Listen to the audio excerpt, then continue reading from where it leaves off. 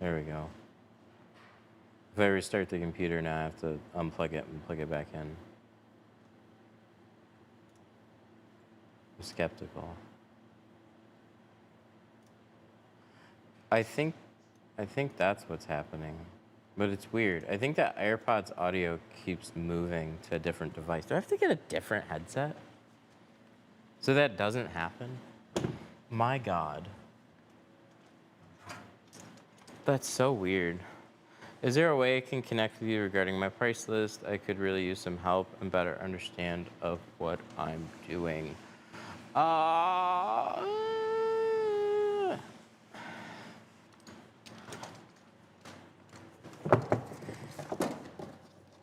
thinking. I mean, if you catch me at the shop, I can usually talk to you about something. But in general, pricing is like, I can't tell you what to charge in your area. And pricing varies a lot. It's based on like a lot, just like what can you actually get? Yeah, see, it keeps doing that. Why does it keep booting it? It goes on the inside. You go on the inside.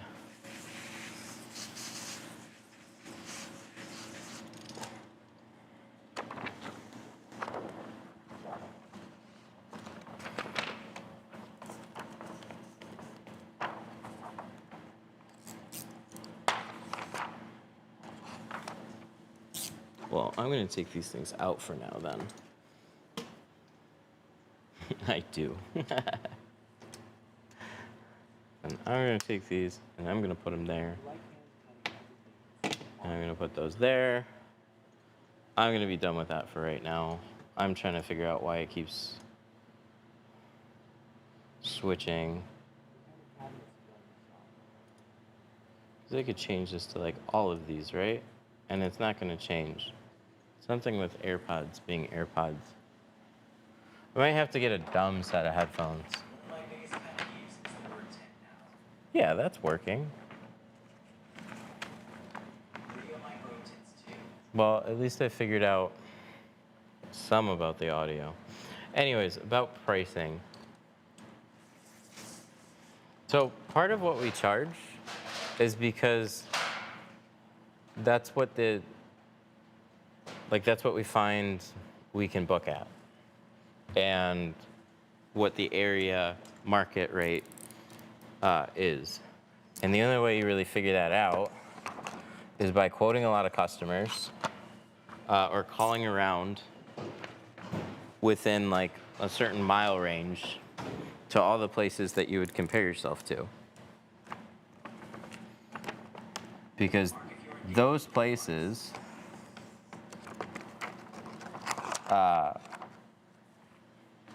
are quoting certain rates. Customers are calling around and getting those prices. So if you're like dramatically lower or dramatically higher, the only way you're gonna kind of find that out is by literally pretending to be a customer and just seeing where other people are at. And see kind of how you like fit in that range. Because you can hear a price that we charge, but our area can just be different.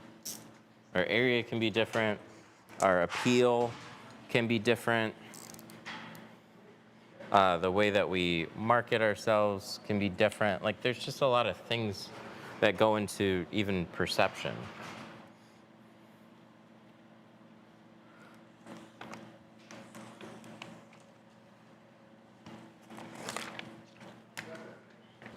So that's why pricing can be a pretty loaded subject. It's not as simple as like, I do this car for X price with this film.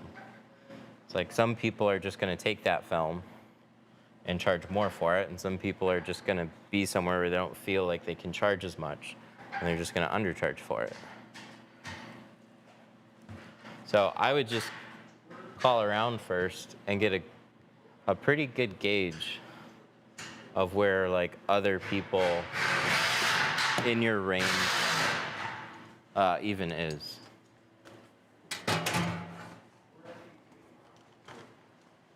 Mark, blink twice if you're in danger.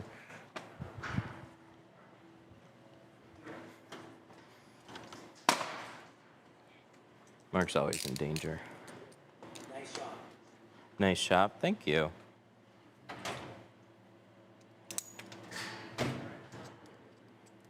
Good evening. One of my biggest pet peeves is the word tent.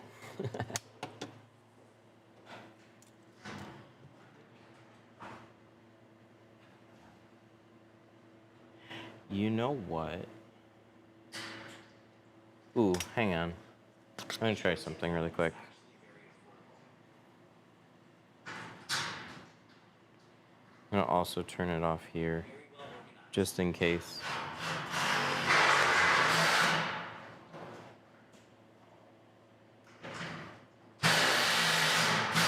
We're getting our garage door work done right now, so I apologize for the noise.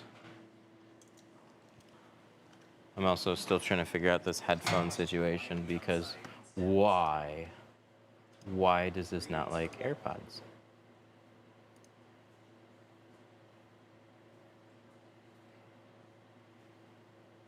Okay, so that has Bluetooth off.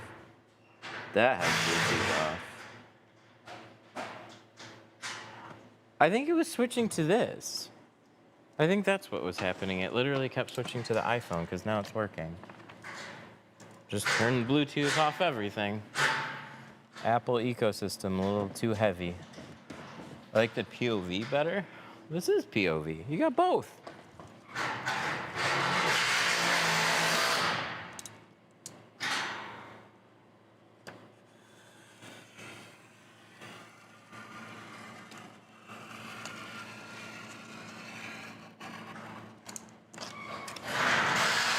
Is that the garage guy? Yes, it is actually.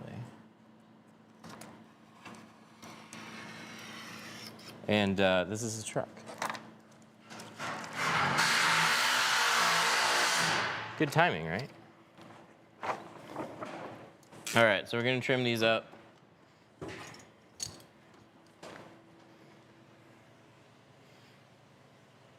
Wow, what a ridiculous problem. It should have been done a year ago.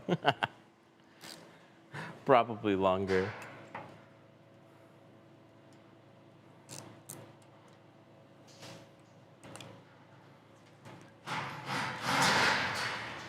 But yeah, the door is already beat up like when we moved in. We didn't make it worse. But the strip on the bottom fell off the track, or kind of rusted off. Oh yeah, there is that too. The door you got a free month of rent for. I could say like, hey, landlord, can you fix this? And they'd be like, what about that month I gave you? I'd be like,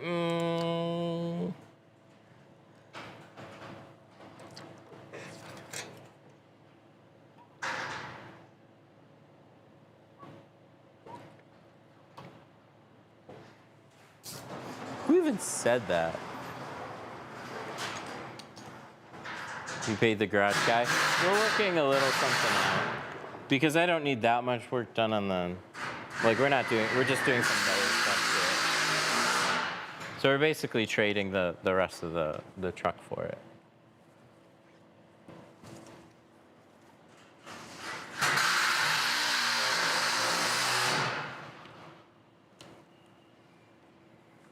Somebody needs to make a silent impact.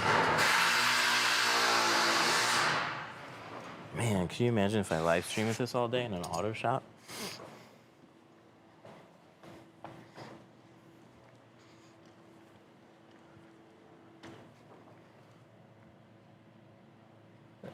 Is it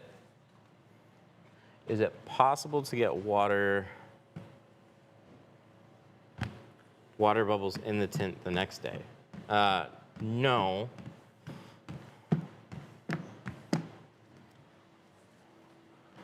But what likely happened is the water that was in the window already condenses into smaller water pockets. So it's like more evenly spread, but as it starts drying, you see little water blisters basically forming. So the water was kind of like spread out, a little flatter, and it kind of like puddles together. That's normal part of drying, and then it evaporates out of the window. When it's colder, that takes longer. We just tinted the same truck an hour ago? No, you didn't. This one's not tinted.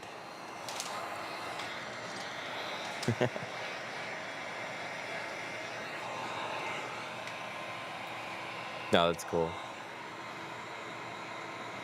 What makes F-150s easy? What makes them easy is they give you a lot of space. I know what you mean, I'm kidding.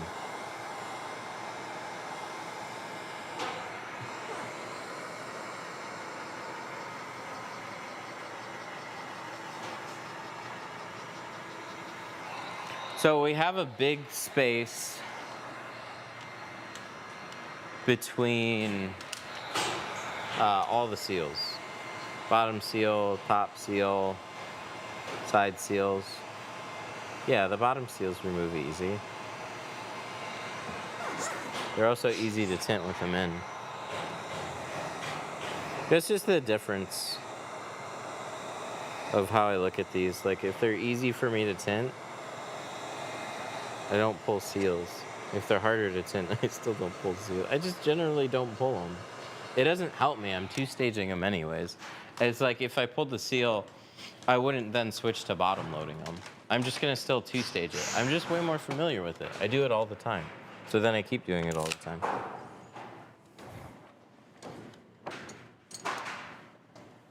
Is snap shrinking an easier way to shrink?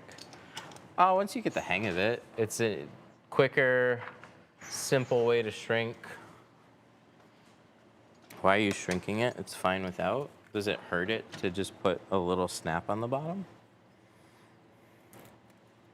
Big dude?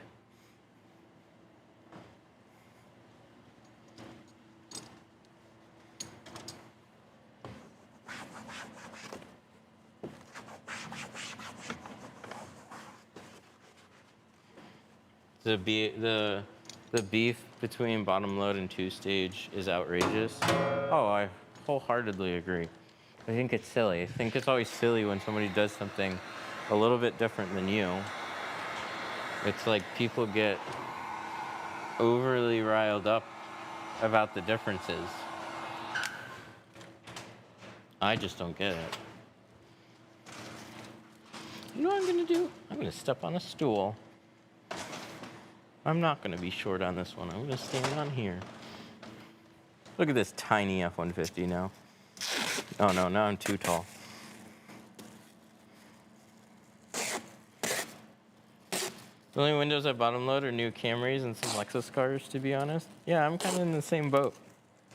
I don't even do Camrys, but like if I pull a seal, maybe that's what some people don't understand. If I pull a seal, I'm not changing my install. So like, what's the point for me? I've just been doing it this way for a very long time. I'm very comfortable doing it this way.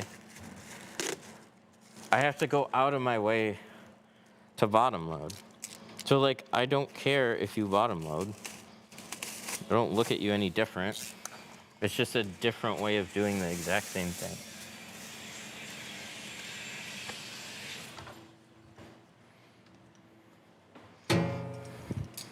Would you consider tinting?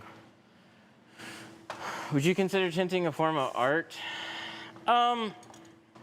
No. There's like an aspect of like artistry to it, for sure. Like there's a skill involved.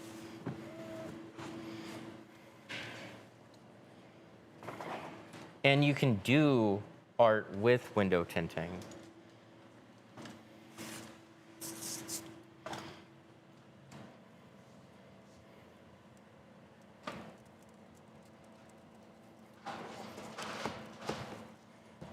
But you're taking the same shape and you're just darkening the window. So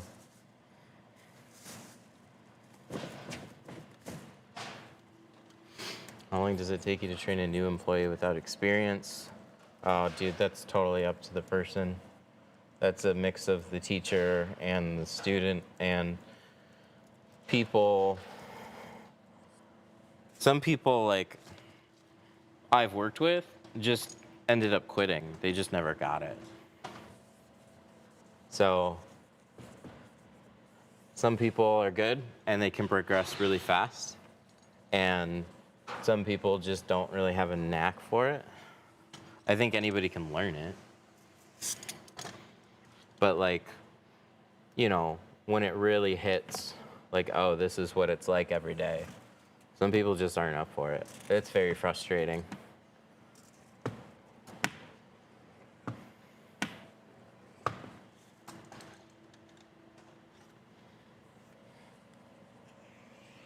What's the lowest percentage that you would put on a windshield? I mean, I've done 15 before.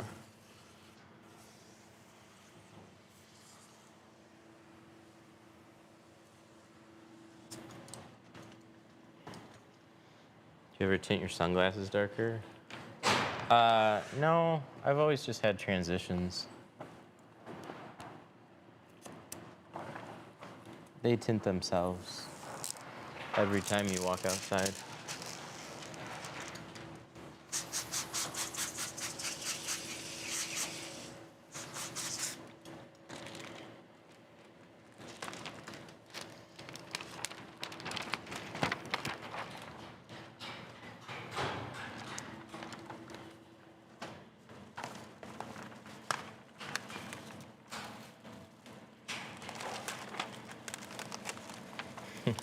How do you remove the liner with your teeth?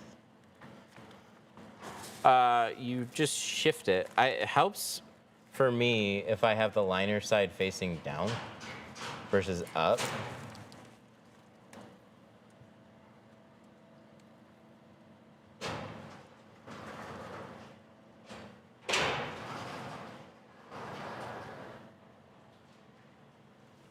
Like, I mean, you don't use meta glasses? Meta glasses don't stream.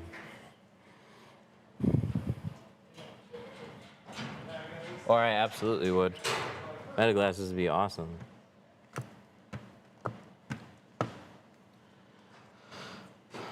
I would much rather tint windows in my shop than detail cars all day. You guys get the same amount of money I like in a quarter of a time. Yeah, that's why we end up teaching a lot of detailers how to tint, and a lot of them switch over.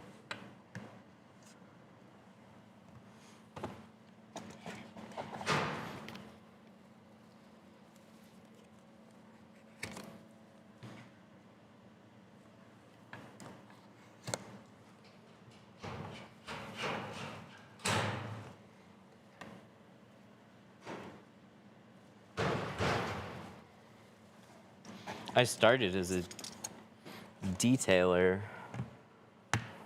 There's an entry position at my dad's company. I'm a detailer. I just started learning. It's a good way to get like around cars and opportunities. But yeah, detailing's a lot more physical.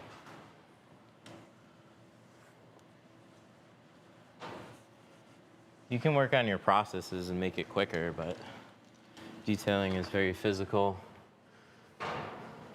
And cars clean up pretty quickly for windows. Like even really dirty windows clean up fairly quick. Detailing is just tough. All right, I gotta heat up these top edges a little bit. It's cold in here now. We got our garage door work done. I'm gonna offer detailing and tint now. Nice.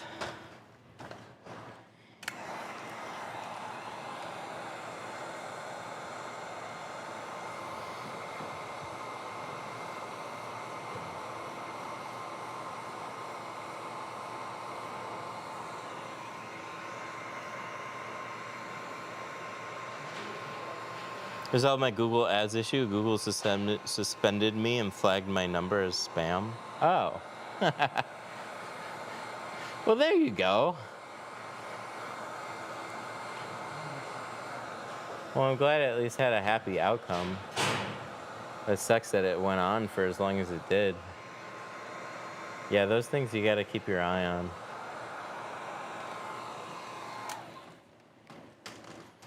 I mean, there's a lot of companies that were getting suspended because they wanted a tighter verification system. Maybe it was from that, but that happened like mid last year.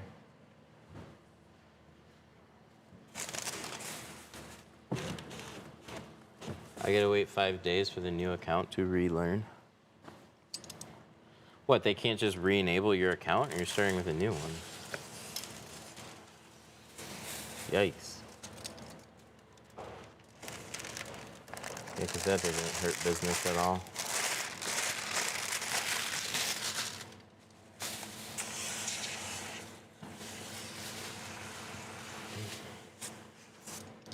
Just moved into my first actual shop this past week. Oh, hell yeah, that's super cool. Congrats.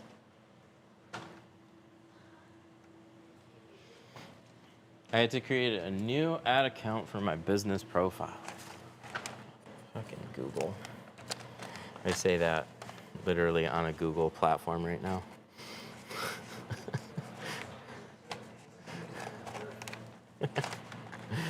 Ah, don't ban me.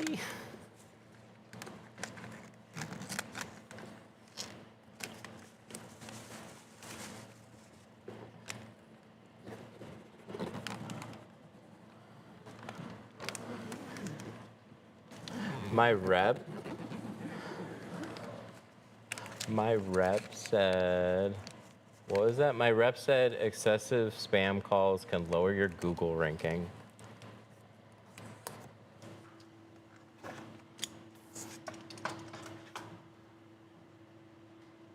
Excessive spam calls can lower your Google rank and flag your number.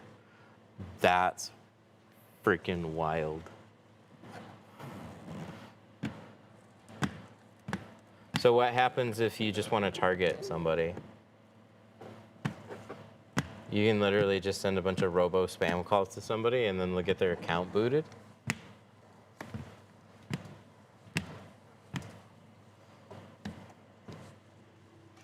Dude, that's actually insane. What kind of shit is that? It's like the guys that were targeting small businesses, flooding some of them with bad reviews and then hitting them up for a ransom to remove them. At least you could dispute them and they would generally get removed. Like we got hit with that.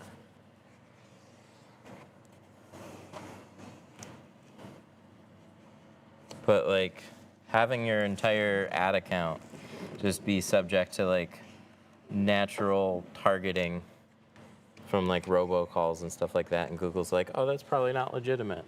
Like, what? Dude, anybody can get, like, numbers are recycled.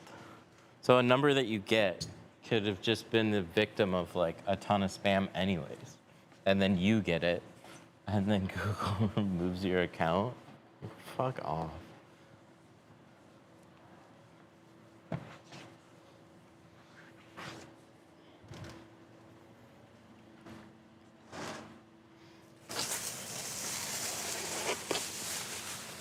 That's actually insane.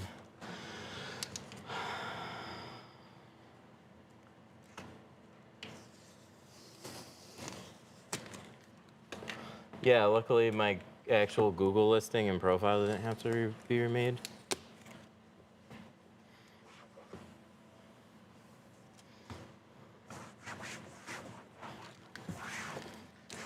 Wild. I crease the sides when I two-stage. How do you naturally make them flap inwards? I can point it out a little bit more on the next one.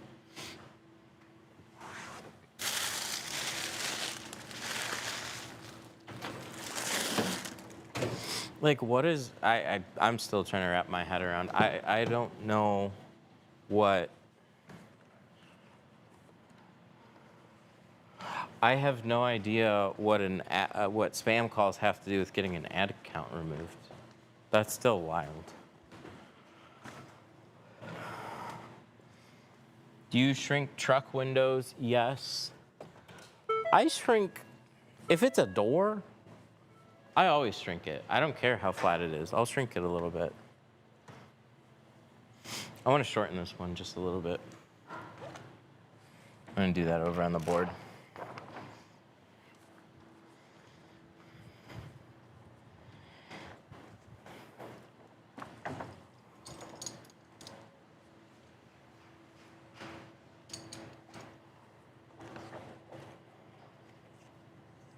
It floods your business number and tells Google your business has no integrity because you have control over spam calls. What kind of boneheaded person made that call? That's wild. That's so stupid. Obviously, nobody that has a small business in Google.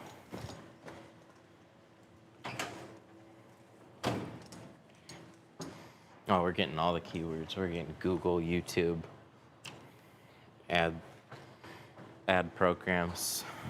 Good stuff. Will be banned for sure. Look, all the comments are from TikTok. Are we even on YouTube? Yes, we are. They're like, fuck this guy. How do you not get constant spam calls while tinting? Oh, I'm not the one that answers the phone. We do get spam calls. I wouldn't say we get an obscene amount every day, but we definitely get spam calls. I've never had a number that didn't get spam calls.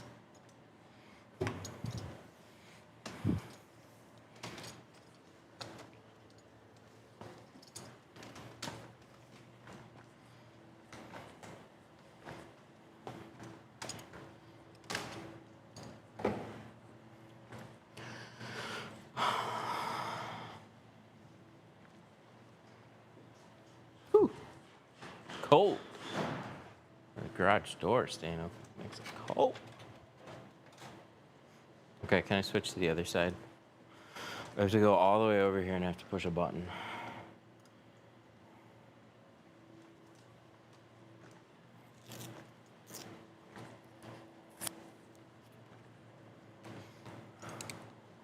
Hot and sunny in LA.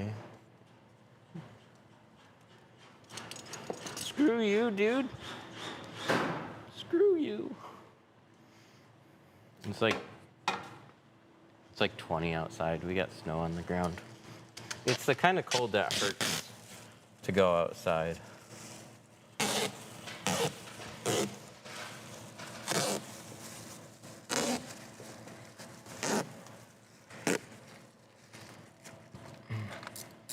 How young is too young to tint? Oh, I mean, I think there's general U.S. laws on working below a certain age. Like a business, if you're like under 18, you can only work for so many hours at like an actual business. But other than that, I have no idea. I'd say just do it.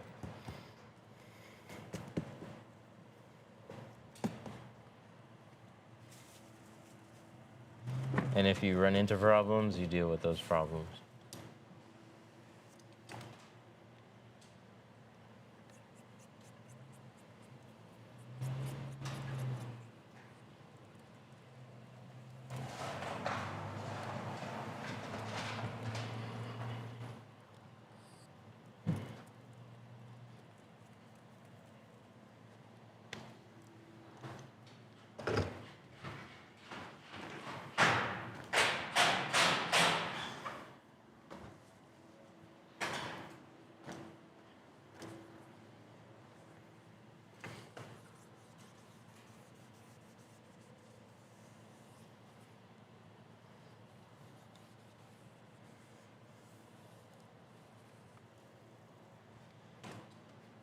Would you turn down a McLaren F1? Probably not.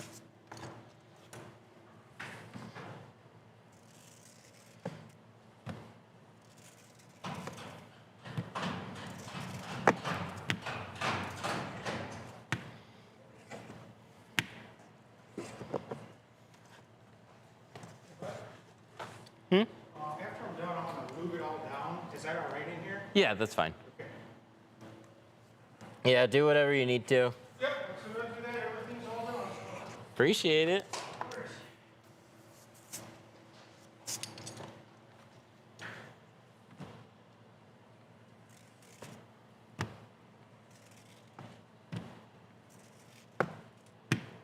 Why did you rub it with the razor blade? The razor blade's part of cleaning. So, oh, I should just do this again. Razor blade is part of cleaning. So I scrape it.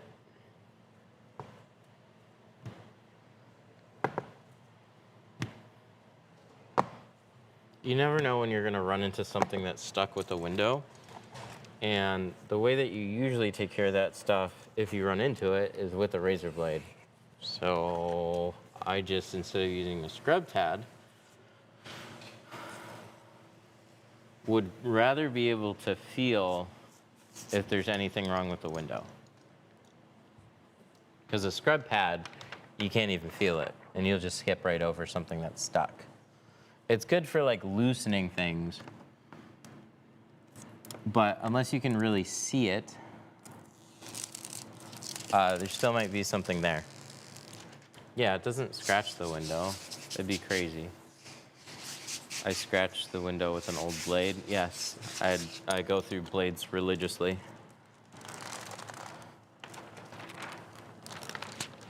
Like, I'll use one per car, and often I keep throwing them away. So sometimes I'm using one per window accidentally.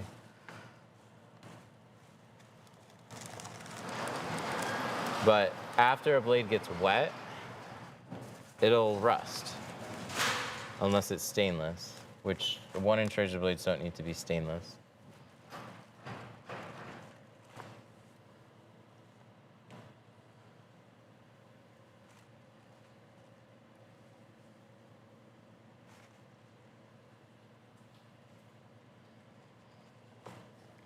Oh, come on. Don't do that. There we go.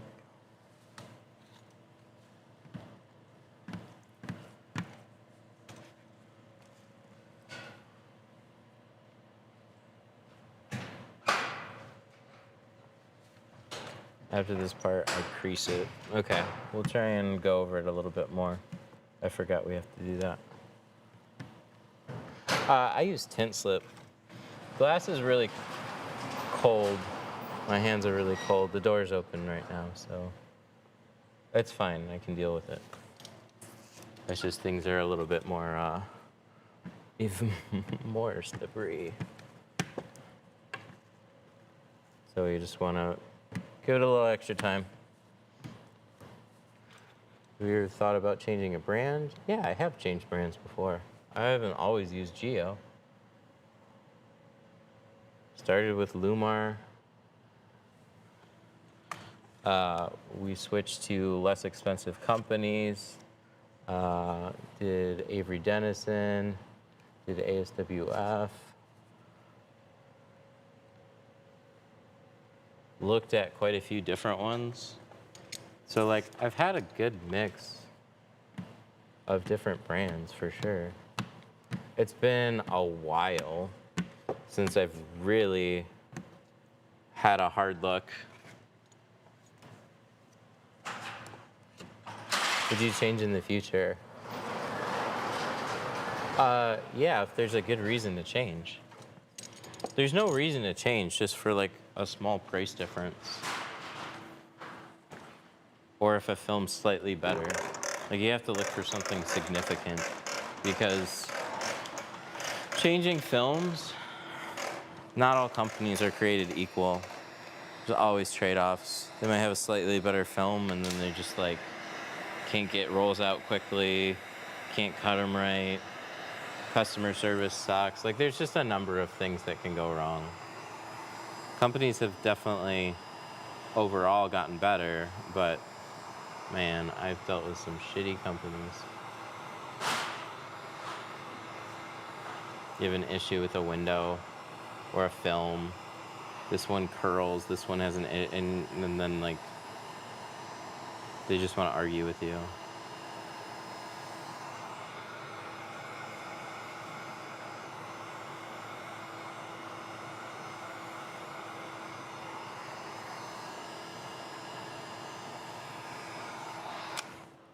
I've used 3M. It's totally garbage.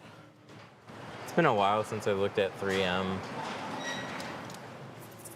But years back, we carried it for the occasional customer that would ask for it. It was their color stable line, CS. It was blue. I don't know why. It's just weird.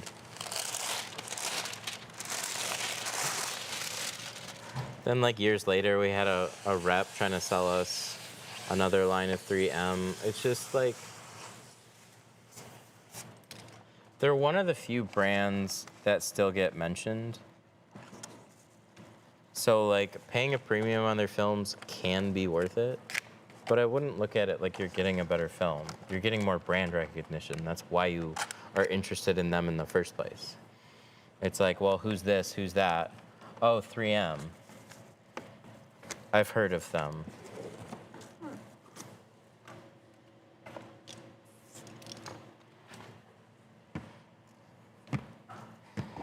Max Pro's pretty good. I've been thinking about going back to them. Well, what'd you switch to and why?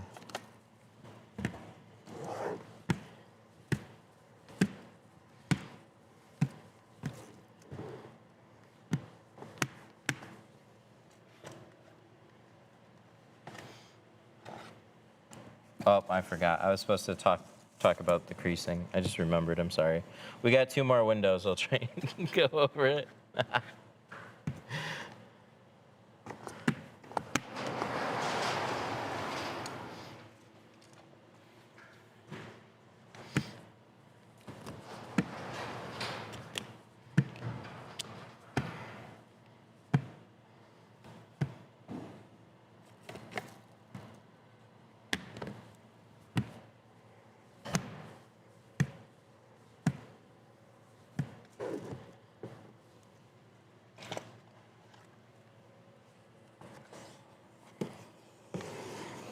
At least I figured out my headphone issue.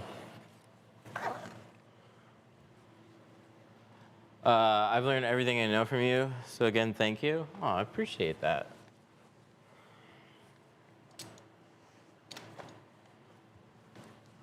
I learned a lot of what I know from good people in the community, and I really appreciate it too. Figure some stuff out, but a lot of what I learned, I would watch other people too. Still do. Community. Community is super helpful.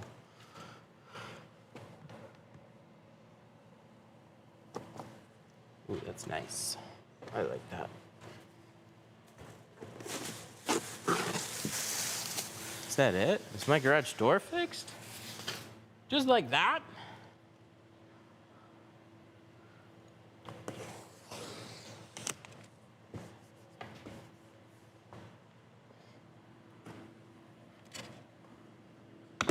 Ugh.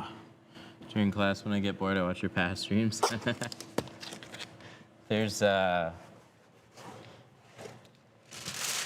marketing / business guy. A lot of what he posted had to do with like live streaming platforms and social media statistics, that kind of stuff.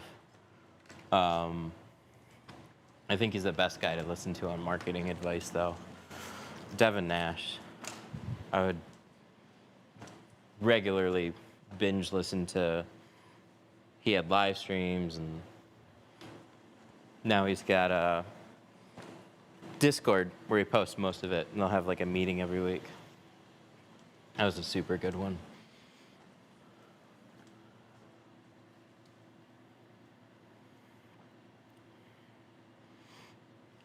Uh,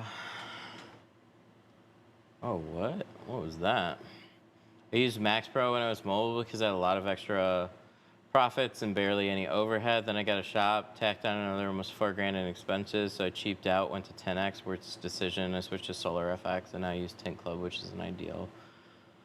Interesting. So what happened with TintX? These are the stories that we never see in the group. Like, people go rooting for them, and then you have a few people say, I've never had an issue. But, like, shit happens.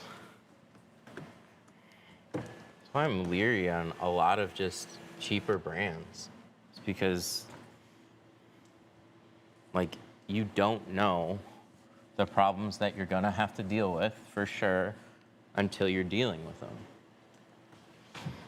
And so I pay that small tax on every roll of film, on every vehicle I do.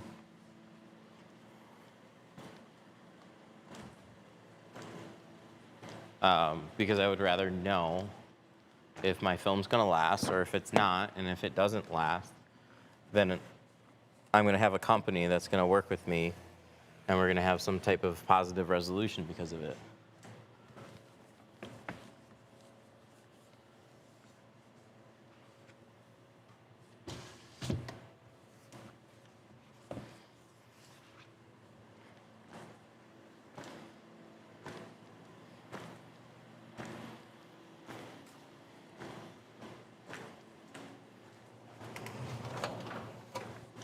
Can we fill that in though? I want to see if we can, if that one, because we got a strip, and that's all good. But then we got that little gap now on that side. I wonder if we can fix that. It's nice to have this bar here though, so you can actually grab onto something. Oh, that even sounds smoother. Let's see if there's something we can do about that. But that's better.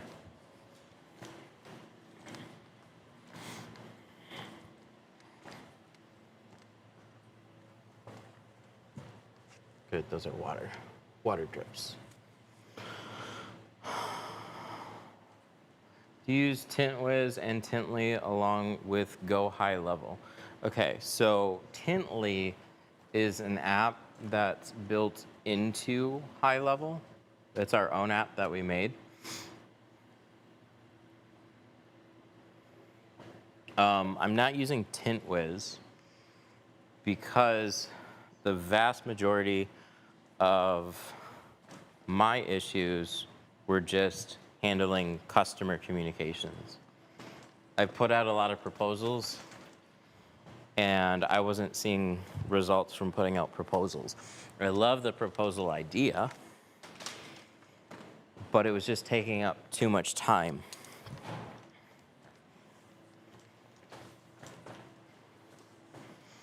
So now the vast majority of our quotes are automated through Tintly.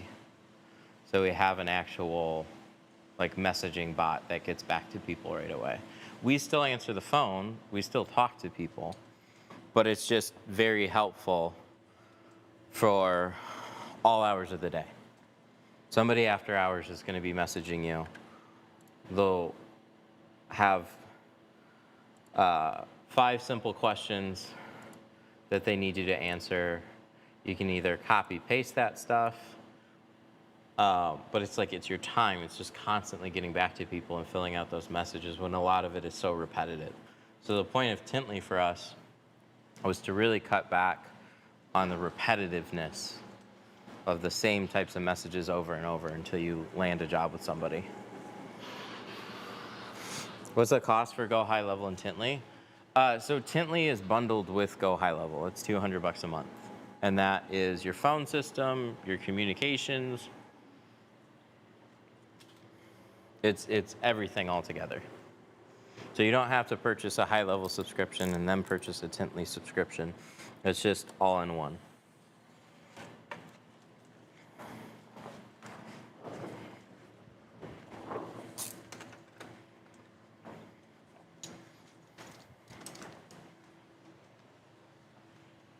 But after a phone call We have all the customers' information already filled out. So their name, vehicle information, anything that we talked about, that's automatically like recorded and filled out on their contact form. If they schedule, we send them a link to our booking page. So we get a deposit that way. And then they get follow-up SMS and email stuff. Yeah, it does record calls, and it puts them in a really nice timeline. So you can text them back from the same number. Probably move this one over there. You can text them from the same number, and it's just in like a messaging timeline. So you can play back a recording, listen to it. You can view the transcript. So it'll just take notes, and you can read them back. So it's really easy to get caught up with a customer in like any type of situation.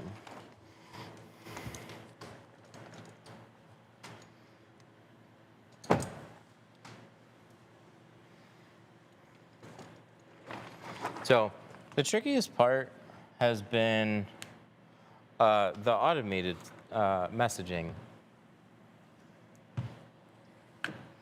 It's definitely not without its quirks. Interface could be a little bit better. That's something that was a little bit more out of control. But why we're working on a more simplistic calendar scheduling app that's outside of it. Something that you can very easily send deposits to people, book them, and get like a review request and stuff after the fact. But I'd say the hardest thing to do is try and plan every little possible situation. So with automotive tint pricing, you know, it changes a lot. So we kind of go based on film type. But you can include vehicle type in there too.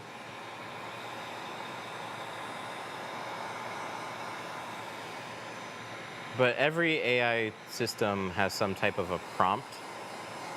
So like we made a really easy way to fill out all your business information. And then it's up to you to try and like you fill out all your general pricing, and then you set guidelines for like special situations. Because inevitably you're gonna have somebody ask about like a 70s vehicle and you're just like, whoa, wait, what? I gotta do a little bit more research, or maybe we don't do that, or, you know, you gotta set up some different scenarios for it.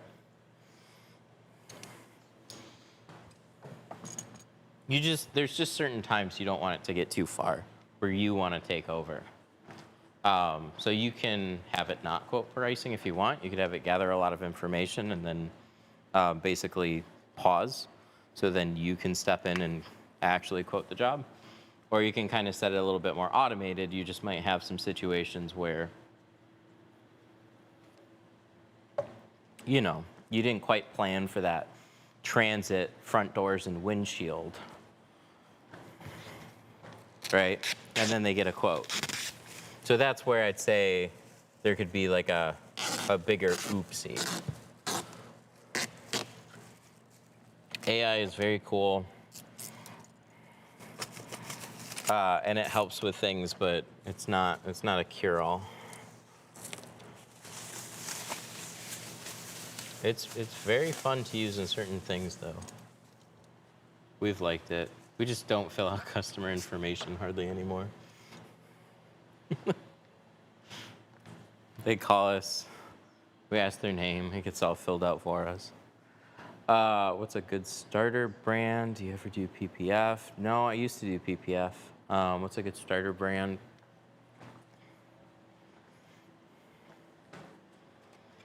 I mean, that gets harder and harder. I use Geo. I like Geo. They're going to cost a little bit more money.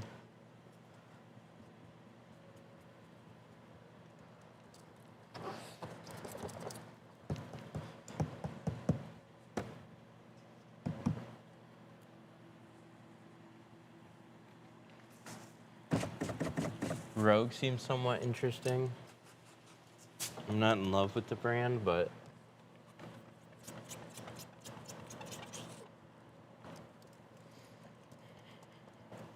Tintly versus TintWiz. Okay, so Tintly is a customer communication app, essentially. That's what it does best.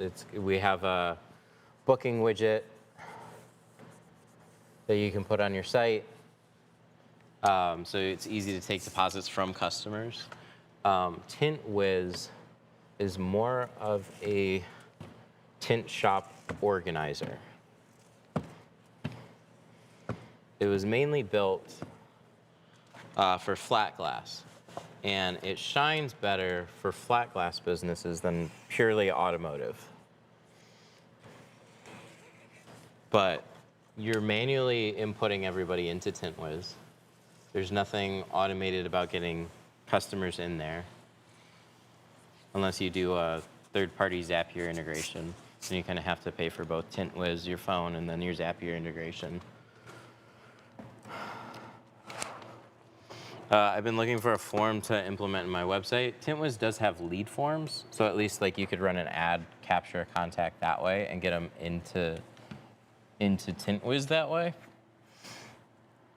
The feature that I liked the best was always proposals.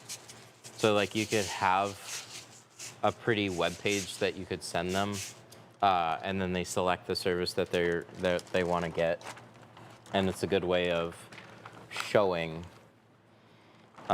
more about what you can do in a nice, pretty format. So if somebody is just like, hey, interested in getting my front doors tinted on the truck. Well, maybe they didn't know that you did PPF or ceramic coatings or something like that. So you could put in there like popular extras and have it be specific to their vehicle on like, this is how much it's gonna cost. But putting proposals together was a very manual process. Like you could save some canned templates with each one of the ones, each one of your services and stuff, but every time you have to change pricing, it got a little annoying. It's like, oh, I want to send this proposal, but I have to go back in and edit this one specifically for this customer. I just wish there was some quicker ways of doing that. But they don't do anything on communication. If you call somebody, it's from your own business number. If you email somebody, it's from that.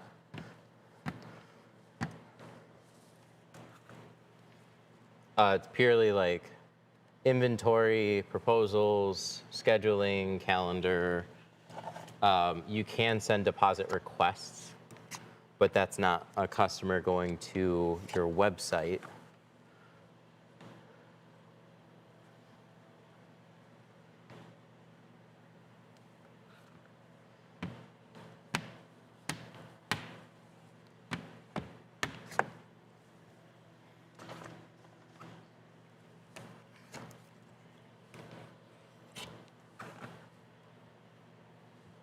Nice, looks good. I'm gonna roll this one up.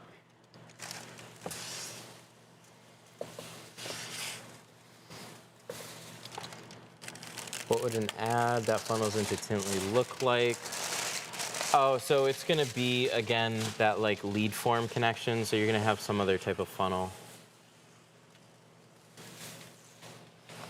I mean, High Level has funnel pages that you can build and implement yourself, so like that comes with it.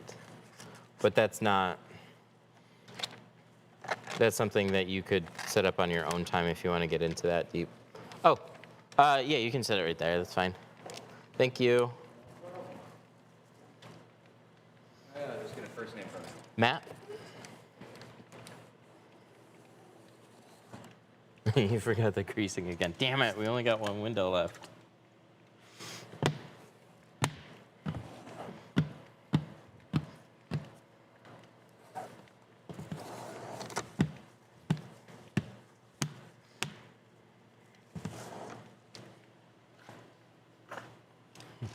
Unintentionally building suspense.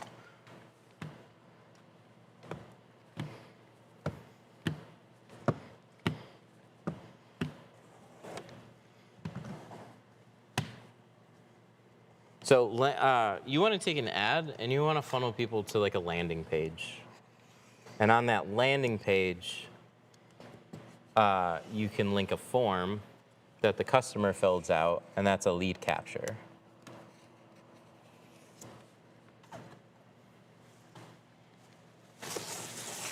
So you can put a TintWiz form, you can do a Tintly form. There's lots of different CRMs that have those types of forms.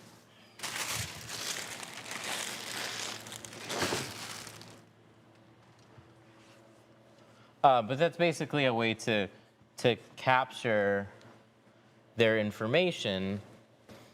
And then so like the Tintly workflow is somebody fills out a form, click submit, and then within 10 seconds they get a text message saying, thank you for filling out the form. We see that you're interested in getting your F-150 tinted. Full vehicle with the windshield. Is now a good time to go over pricing? And so they respond almost always yes. And then it's just a little back and forth with the bot so they can get some quick pricing, know where we're at. And if they have any questions and if they want to schedule, it's like, great, here's a link to our booking calendar. You can check the available dates and schedule an appointment.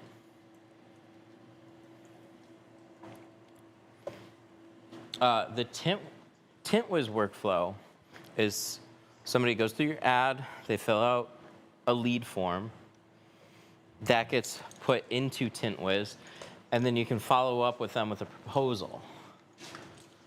So that's something that goes directly out of TintWiz to the customer. Nice little pretty page, shows the different pricing, but you kind of have to put all that together ahead of time.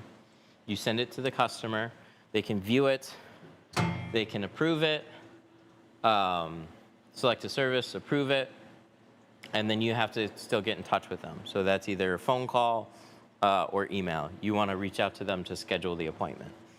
TintWiz doesn't have like a, I go to this calendar now, leave a deposit and schedule.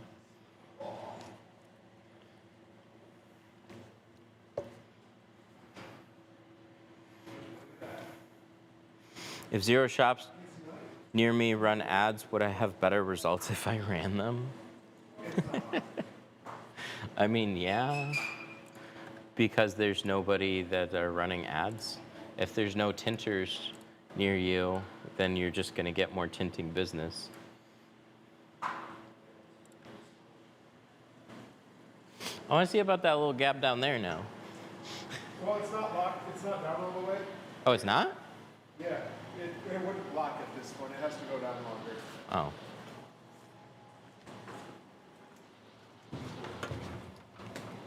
What is that? Can you lock it? Almost. Oh, it still won't lock? No. But, Oh, so they got to do a little bit of work then.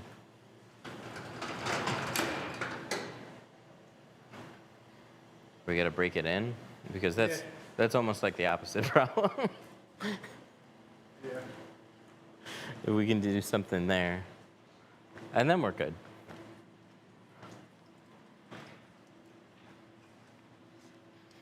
What do you use for invoicing and stuff? Tintly. So like the same system, like it's an entire funnel. So the system that has our lead forms that we talk to customers on, we can check people out directly on that same system. So they never leave. It's a cool program.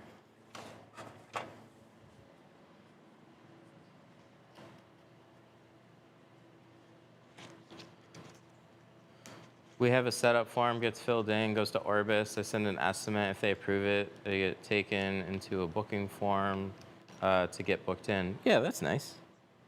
I hear good things about Orbis. The ones that I hear the most about are Orbis and You're Able.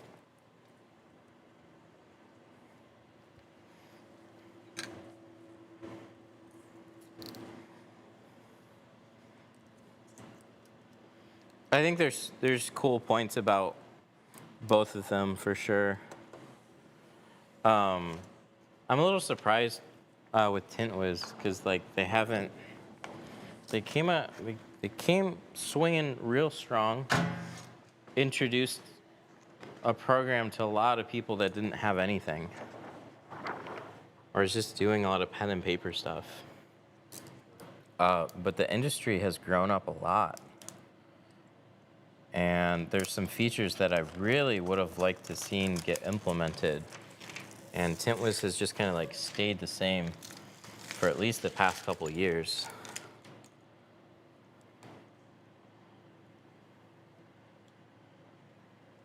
I don't even do invoices or receipts. I just quote over the phone and do invoices.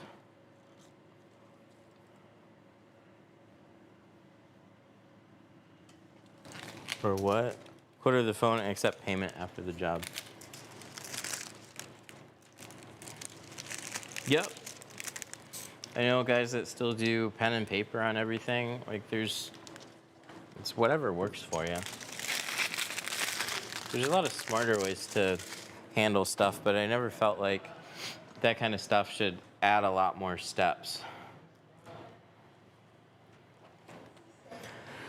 Ever have any issues with Tintly overbooking an accident since some cars take longer than others?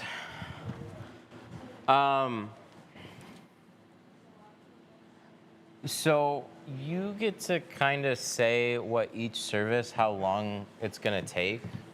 So it's not quite that smart.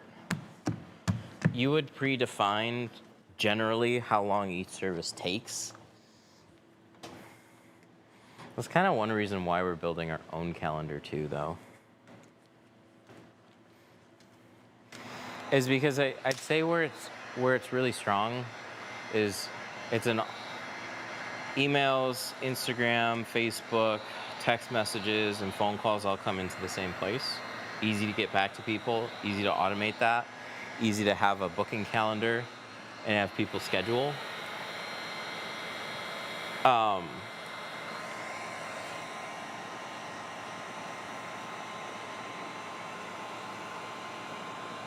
But you still have to, like, your front door appointment is going to be a predetermined time. So, like, an F-150 is going to be an hour. A Corvette, if he schedules for front doors, is going to do 2 front doors, and it's going to schedule for an hour. You would have to manually go in there and adjust the appointment time yourself.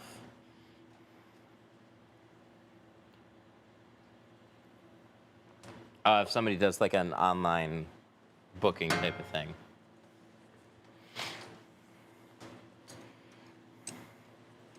I'd say that's where all the systems are a little bit, like, there's just too many things to plan for. They're just not quite that flexible yet. Oh yeah, Mark, that reminds me, can we edit when we're scheduling, so you click on front doors, and then it presets whatever your front door time slot was. Yeah. Edit that time when you schedule. Can you not currently? I don't think so. Yes. The answer is yes, if we can't already. Just do it. I think that was another thing that we had to tweak.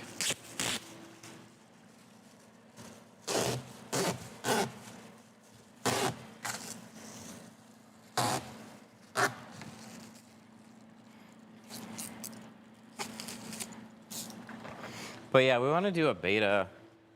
It's probably going to take a little bit more refining.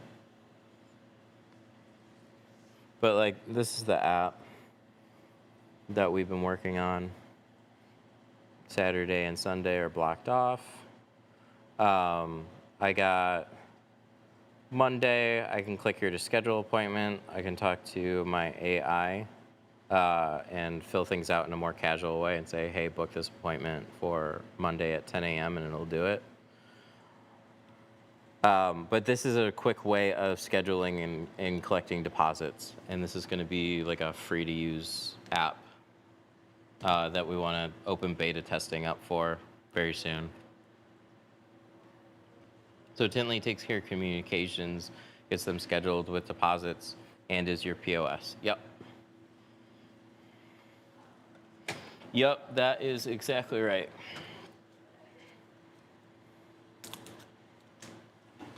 I like to add an extra hour on our Orbis X bookings to cover every anything extra added on. Yep, that's a safe way to do it. Like you can set, so like if it generally takes you an hour to do most front doors, you could pre-plan for an hour and a half or have a buffer window on your schedule.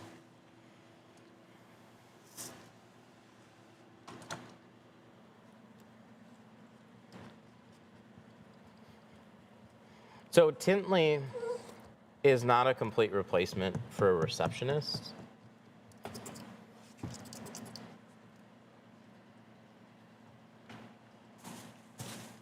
Or a salesman. It's really for the one-man band that just has too many things, and like I got people calling, I got messages I gotta get back to people, and I'm just running out of time. So it's like you need somebody to come in and step in.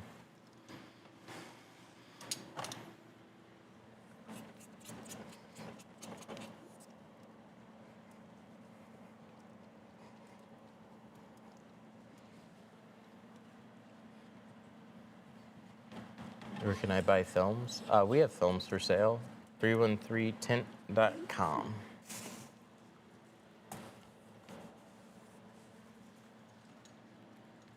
Oh yeah, I'm on that camera. Nice.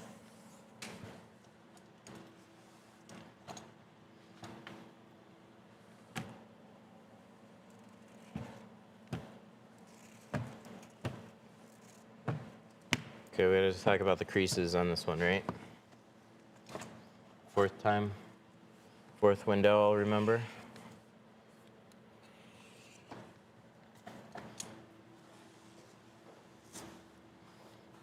Okay, so we clean it off.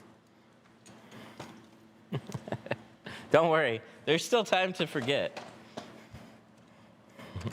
we're not there yet, but we might remember this time. It's like our seat covers. Keep forgetting to take them out of the car. Park the car outside, leave our seat cover.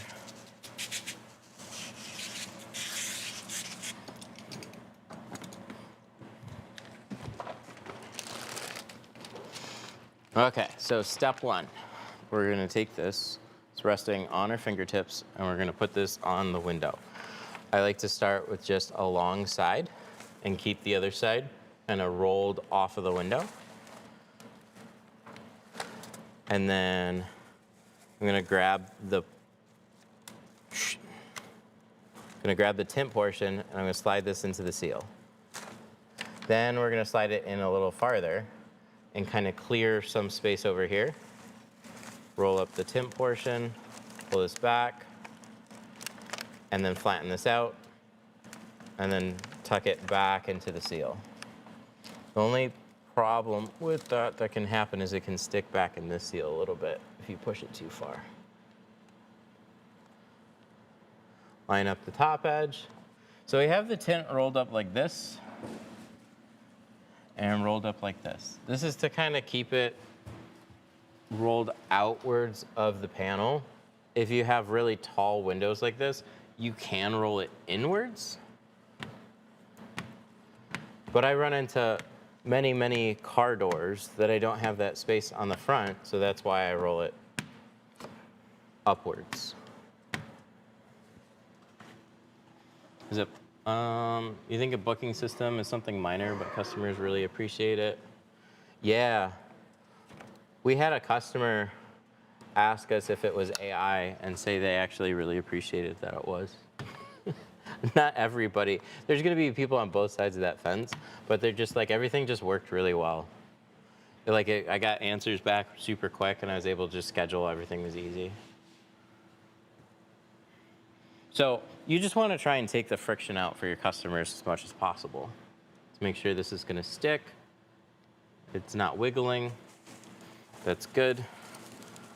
We gotta stay focused. So we're gonna roll this up, spray underneath.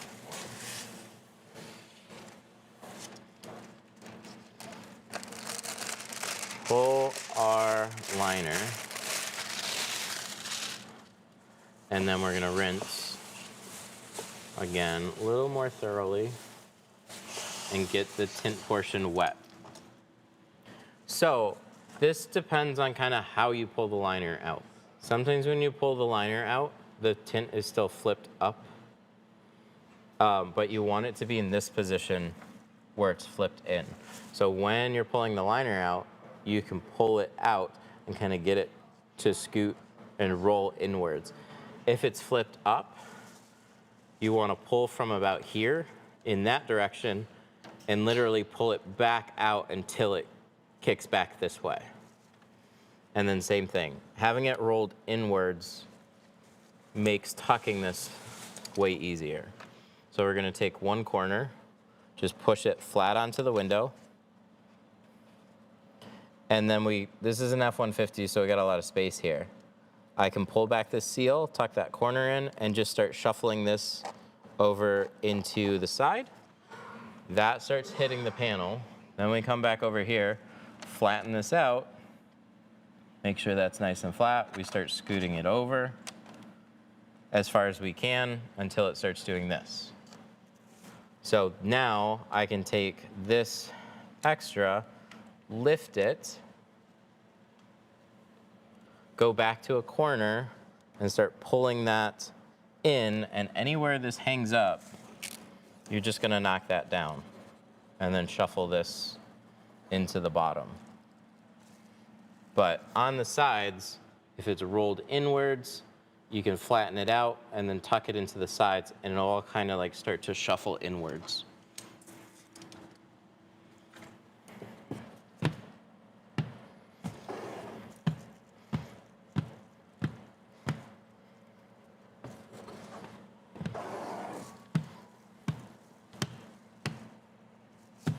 You're welcome. I don't bring it up in every stream on every window, but I do that same thing on every window that I tint. So there's so many examples of the exact same thing happening. And there's videos where, like if you see how to tint a door window, I'll go over that.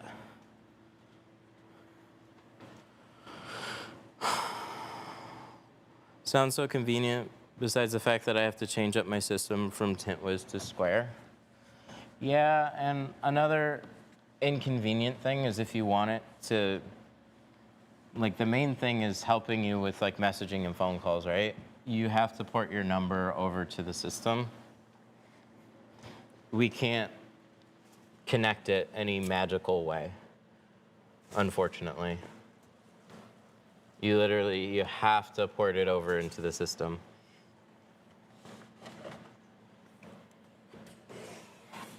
Is all you do tints? Yeah, what do you do? Oh, that was weird.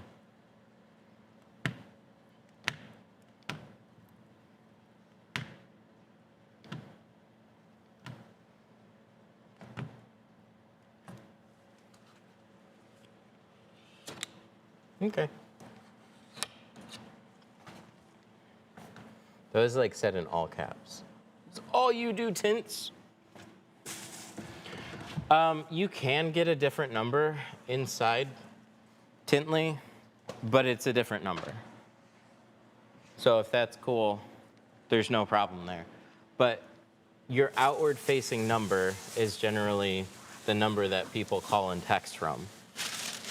So that would just change to whatever your Tintly number is, because all your inbound stuff needs to come over to that number, or you need to forward it from your inbound to your other one, but then it makes texting a little bit more complicated. I'd say that's our biggest grievance with Tintly, is like there's so many apps that have connections, but when it comes to like messaging and phones, that's generally like its own thing.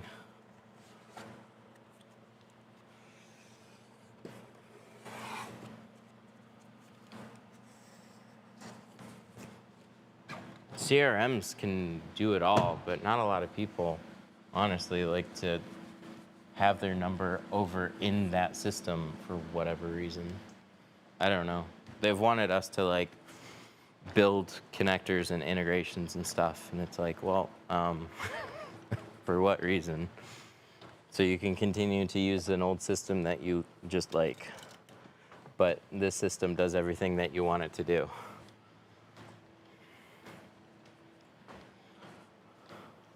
Ever since I've added SMS, it's made it so much easier. People just text me for a quote. Yeah, that's a huge thing. The vast majority of our appointments are all scheduled through texting. Texting and going to our site and booking.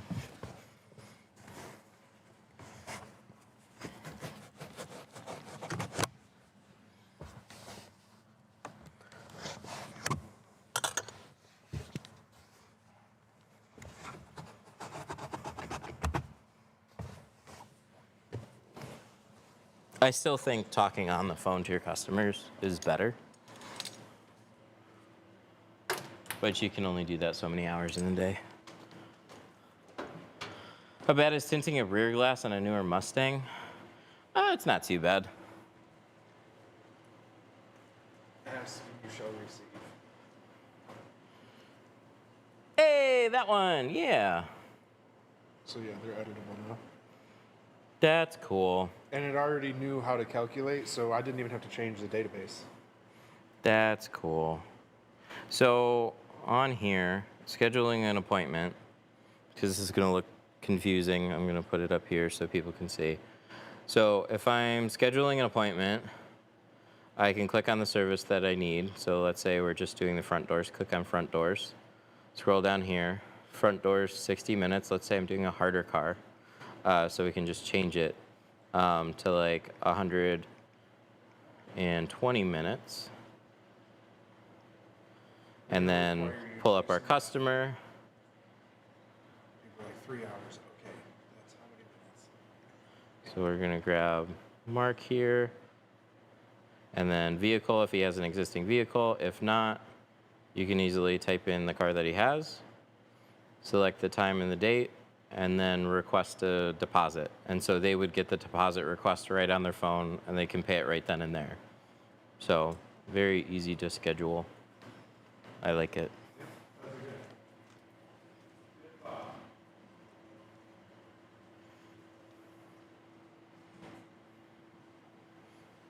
30-minute trucks without windshield. Oh, it's probably a preset thing. So you would change all your basically like estimated times in your business profile. And so that would update in each one. Oh yeah, all of them default to an hour. What app? That's going to be Tintly Calendar. It's going to be free to use.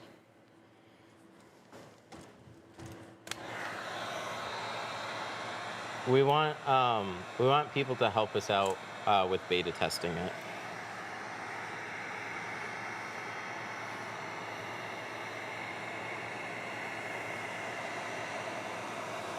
How long have you been tinting?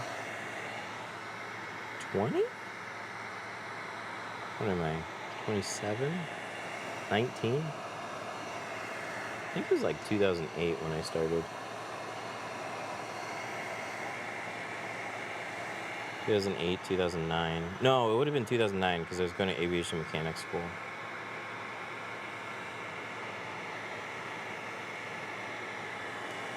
Or is that after? Man, I always confuse this. It's somewhere around that time, though. Housing market crash shortly after.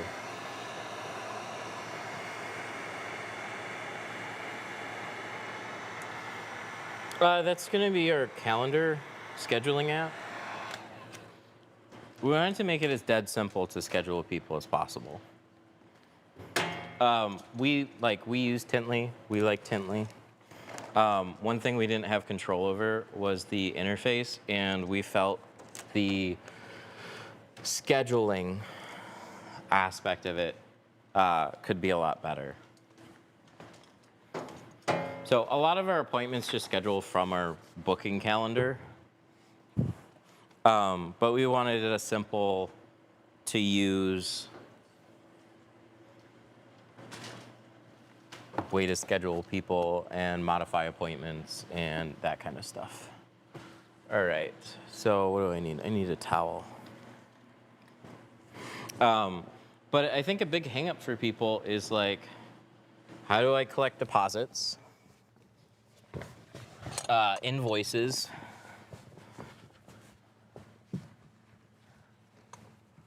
and getting some type of booking calendar on your site. So this will be, we'll have a couple different tiers, but we'll definitely have a free to use version of it so you can quickly embed a booking calendar on your site and take deposits very quickly.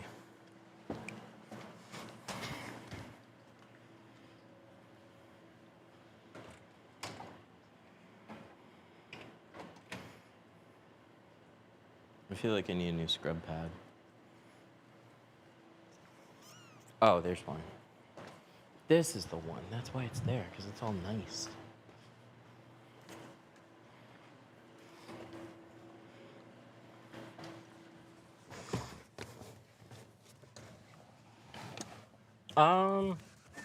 We have the beta stuff, I guess, up and ready. I could post a link.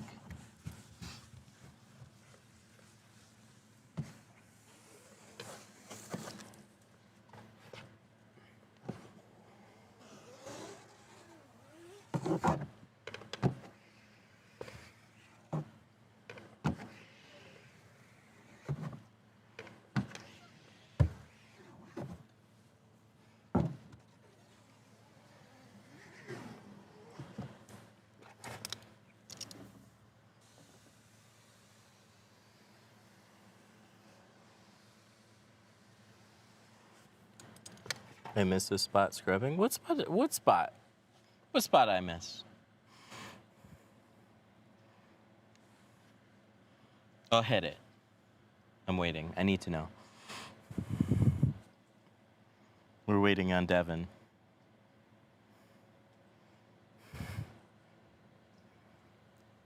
Right. Somewhere right. Right. Middle.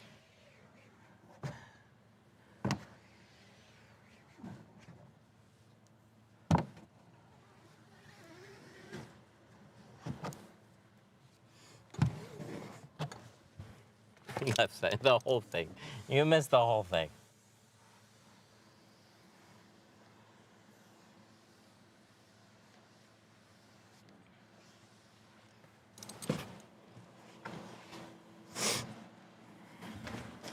Have those defrosters just curl off the second I put my scrub pad to it. I haven't had that issue with f250s or 150s, thankfully.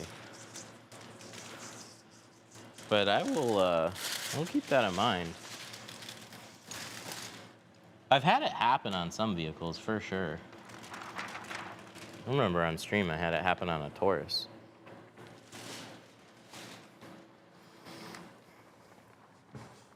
Can somebody make 4K a month from Tint as a beginner?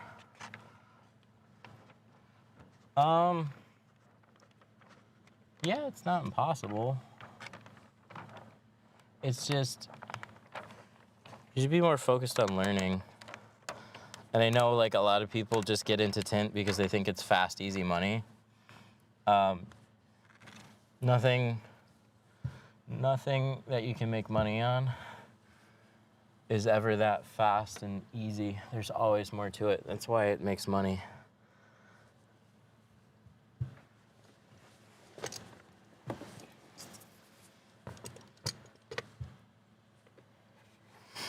I'd say your best bet is probably just bringing for a plotter and focusing on tinting front doors.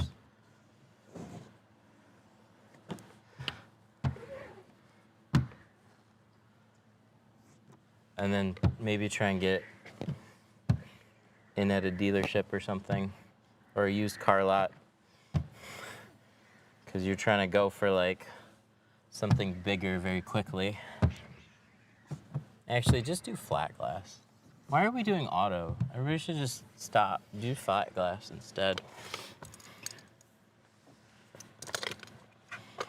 I keep forgetting that it's a thing. Like, there's my flat glass windows right behind there. Go get a nice shirt and a tie. Start hitting up houses, and then all you need is one good house, and you can make $4 grand. You need a lot more cars to make that, and a lot more skill. Just start a flat glass business. Storefront flat glass especially, absolutely. Commercial buildings, factories, doesn't matter.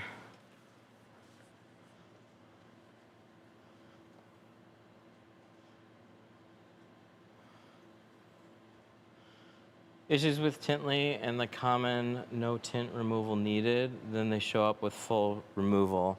So you can have it, ask them if their vehicle has tint that needs to be removed. So we have a specific workflow that every customer goes through. So when somebody is interested in scheduling,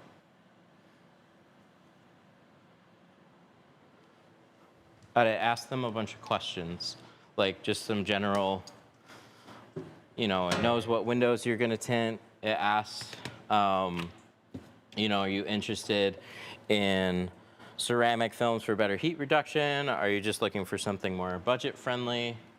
And then gives them a little blurb about the film types that they're interested in. Like, does this sound like a good fit? And then it'll quote them a price.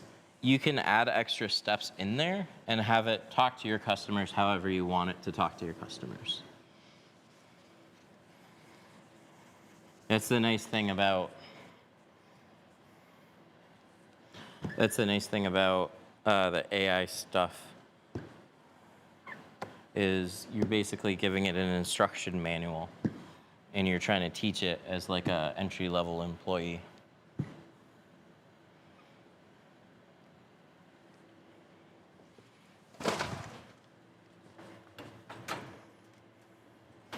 It's worth signing up for a trial, though. We do free 30-day trials. I just sign up and take a look at it.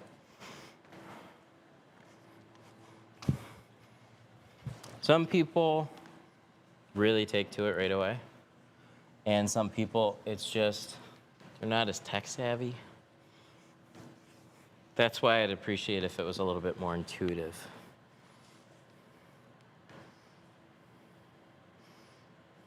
The client says no and then shows up is the worst. Yeah, but that's their problem, not yours. You can try and accommodate for it, but if they show up and it's like, I'm sorry, this has film that needs to be removed, like any business would treat you that way. Like, I gotta get my 2005 Malibu fixed, and then I show up in a Rolls Royce. It's like, no, they're probably gonna say like, we gotta charge you differently.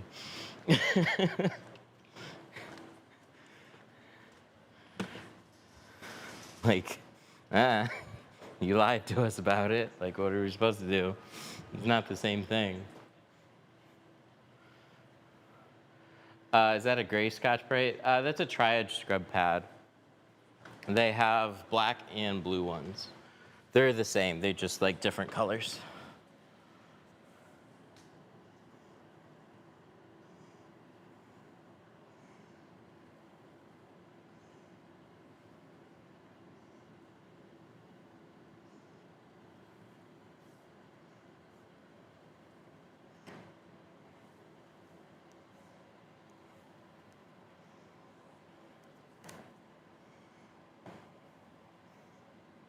More worried about it throwing a wrench in the schedule? I probably will.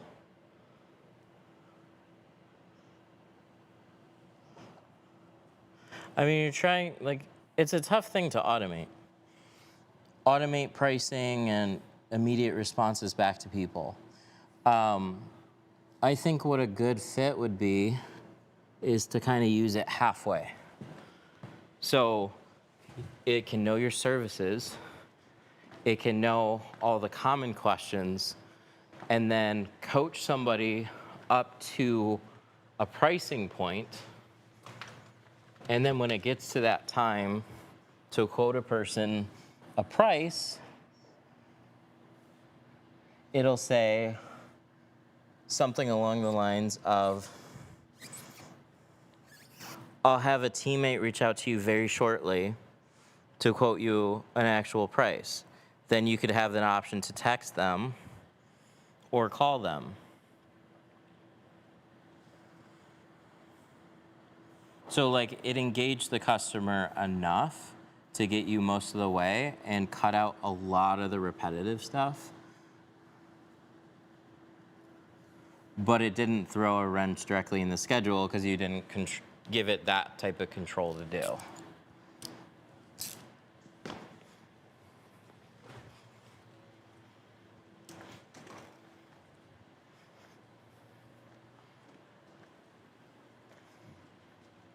Yeah, it can't account for everything. That's what makes it so difficult. It's like it starts automating stuff for you. It's a lot of fun to use, and you want it to be able to do everything. But I think that's where AI has been a real pain in the ass for these bigger companies that are trying to shove it down your throat in every way possible. It's like, it's still a program. And every time you send a thing to get processed by AI, it does it like programmatically. It's a good interpreter, but it's going with an instruction manual every single time. It doesn't like remember everything. So it makes it really challenging to get it to do everything perfectly all the time.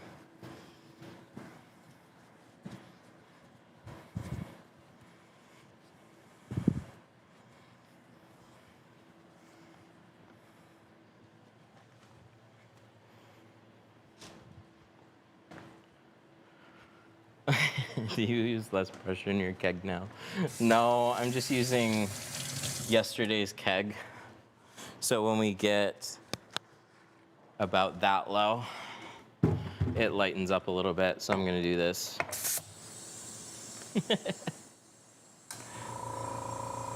One day AI will tint the windows too.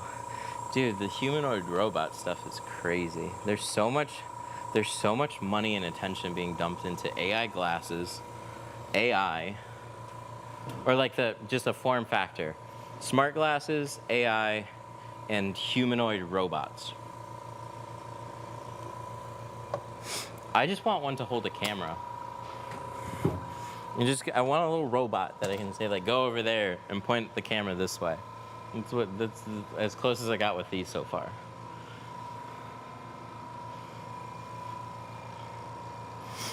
Have you done a high-tech film review? No, but I'd expect it to be pretty decent. They're a global distributor, so some of what they sell is going to be global, and some of what they're going to sell is not. I think they have two major lines of film, like a black series and a less neutral tone series. Kind of sounds similar to Geo.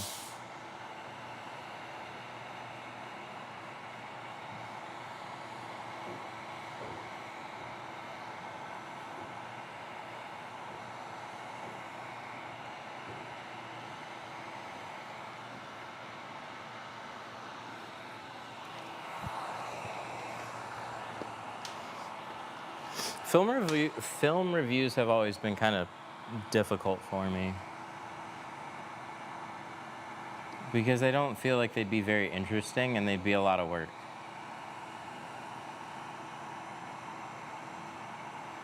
Like the best film reviewers are the people, like for those brands, are the people that every day use them and can give you an honest opinion about them, or have used them and then switch to somebody else, because then you're gonna at least get to hear more of like what I didn't like about that brand.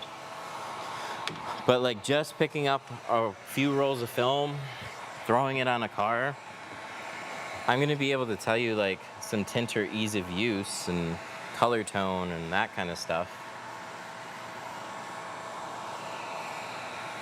But like, am I putting those on my customer cars? Do I have like just one car that I always retint? Like, I don't know.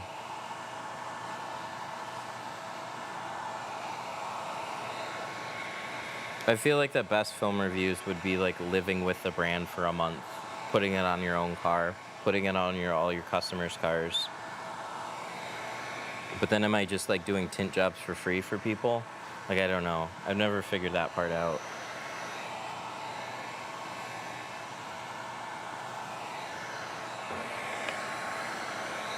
If I could do it and get the brand to pay for it, maybe. The removable film review from Walmart was funny. That was. I had a great time making that video.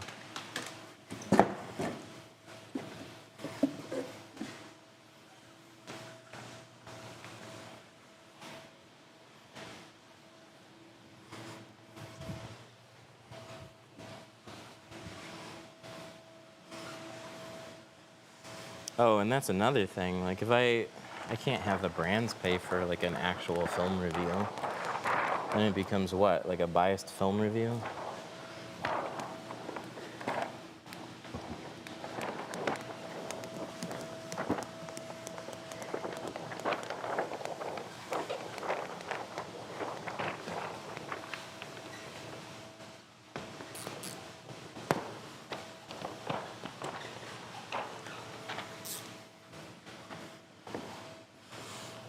Why did you heat up the windshield? Oh, I was drying the dryer sheet.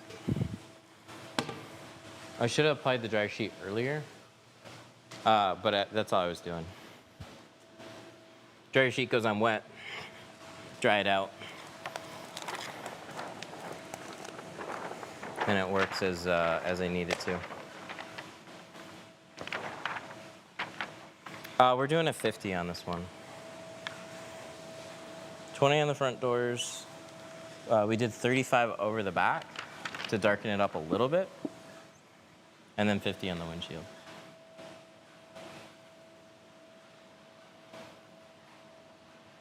Back ultra wide camera. This is as wide as it gets.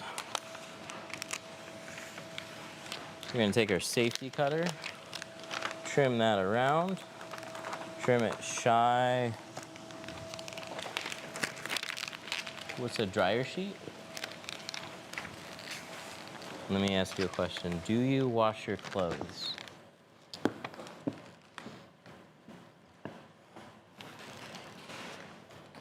That kind of dryer sheet. But we're using Snuggle. Started my business because of you, bro?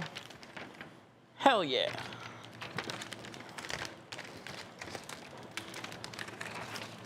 Why do you need it? It helps with shrinking. Or it helps me with shrinking anyways. Mark still shrinks with, doesn't need a dryer sheet.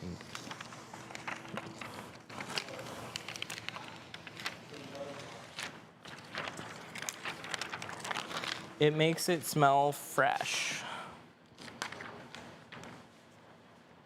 All right, then we're gonna lift it. So like you see how the film is wiggling? Dryer sheets help with that. It doesn't stick to anywhere on the glass. It floats. But then when I tack it, it now sticks there. That's what a dryer sheet does for me. It's just a waxy thing that gives me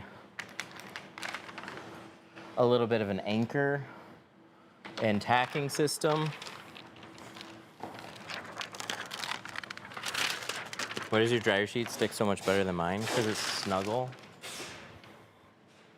What dryer sheets do you use? They're not all created equal.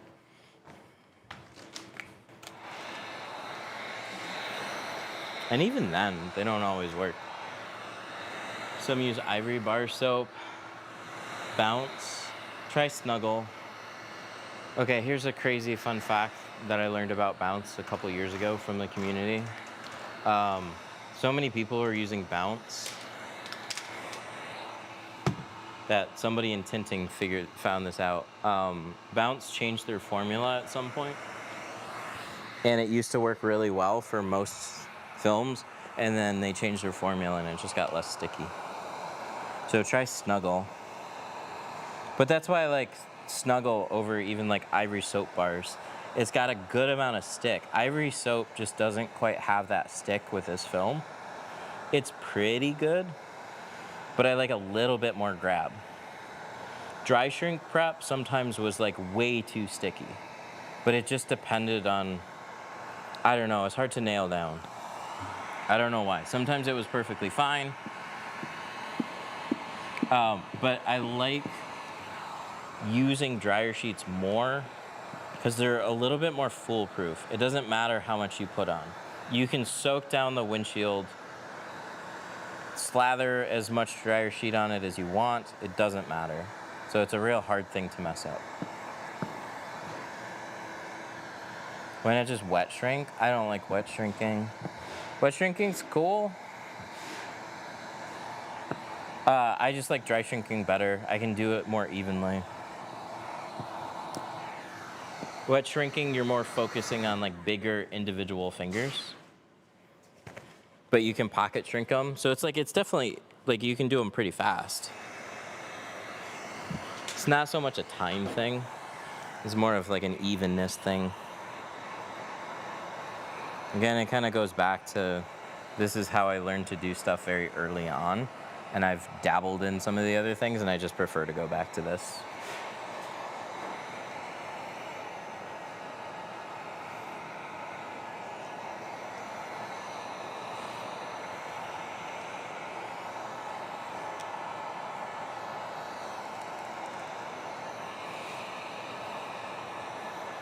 Do you have anything on Tintly for roll item codes on invoices to keep track for warranties? You could just type roll numbers in the note sections, but that's as sophisticated as it is. That's why Tintwiz is like a better tint shop organizer. Tintly is a do-it-all, end-to-end customer communications and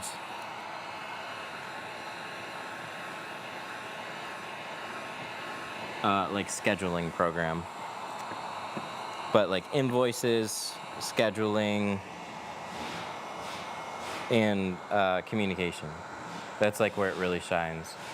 High Level's a crazy, like just look up videos on High Level, and so you kind of get a sense for what Tintly's like, because it's literally like bolted into the back end of it. So like you're interfacing it, all your interfacing is through High Level. It's just High Level. Like we started with High Level for this shop, and then we ran into limitations. Where we started automating stuff, and we wanted to automate so much more, and so many things High Level couldn't do. So then we built a program to make it do those things.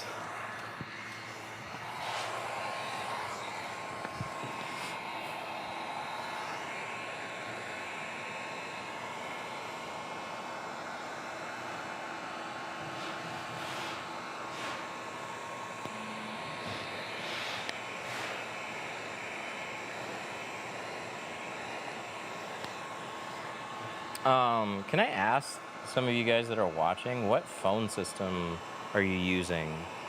Like a carrier or CRM, but like a VoIP service, like a Cricket, a dial pad.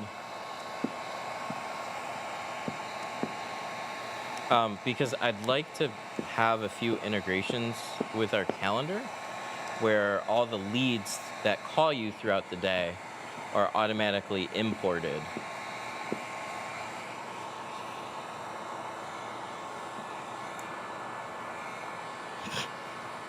Snapchat's not a phone service.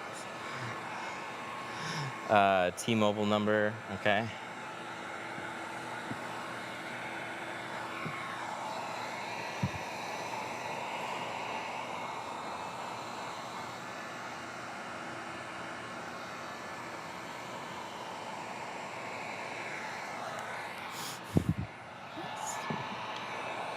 Snapchat.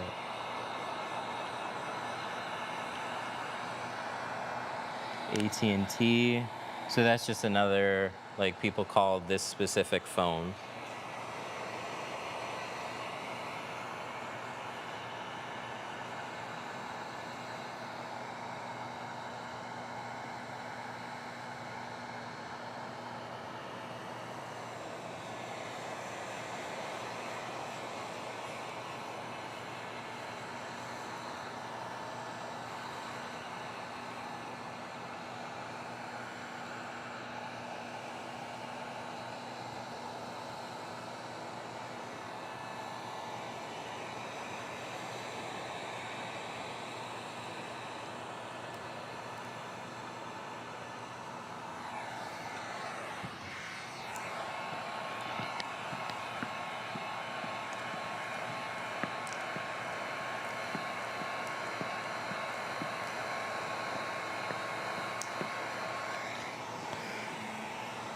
Does the C2 carbon shrink the same as the ceramic? Yeah, very similarly. They're the same film.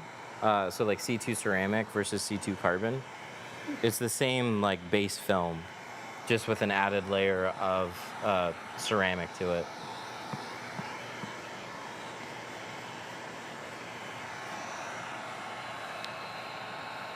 An '09 Nissan Versa hatch, which has the bus windows. And all the tint shops tell me how much of a bitch they are to tint. I mean, if you're hearing it for a lot, I just have to look it up. An '09 Nissan Versa. Nissan Versa. I don't get that many Nissans. I just have to look it up. I'd have a hard time. Like, if you're hearing it from more than one shop, then there's definitely it's just a more difficult car than you would think. Because most Nissans are very straightforward.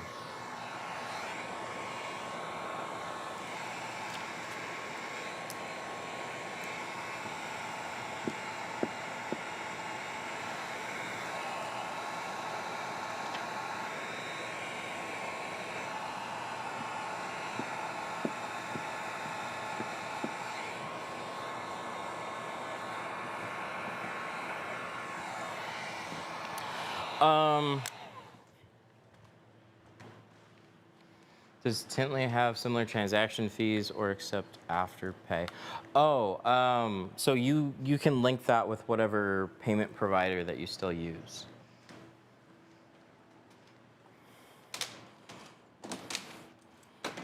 So like it has invoicing built in and payments built in, but you just link that with a payment processor. So whichever payment processor you typically use will link with that. I use Square. Tintly links with Square, right? Yes. Yes, it does. So you can continue to use Square. It links with all the major ones, so Square, Stripe, PayPal. Authorize.net. That's the one I was trying to think of. Authorize.net. And there's a bunch of other ones in there too, but all the major ones. Tintly Calendar, that's going to be pretty much Stripe exclusive for a little while. Even that has to do. So if you want to accept deposits, there's no way around it. Like, you have to use a payment processor. We unfortunately cannot act like a bank and a payment processor.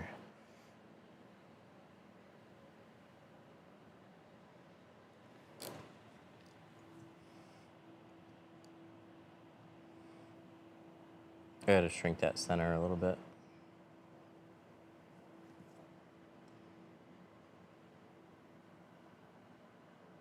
That'd be fun if we could be a payment processor.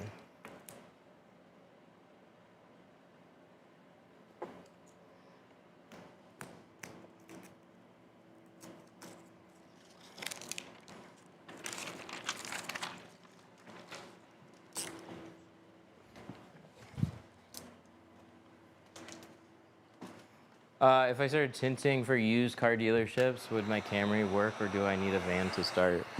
Whatever you can shove film into, my guy. Camry's a little tight, You can make it work.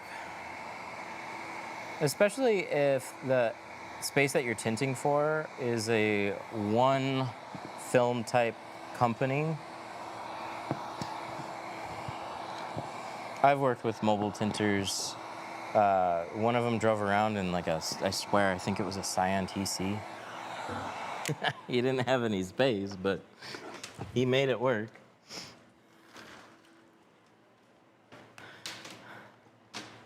Do I need to carry my plotter machine everywhere? No. I'd say if you're mobile and you don't have a van, there's no way you're bringing a plotter around. That doesn't make sense. Cut everything at home. And then you still have to know how to hand cut.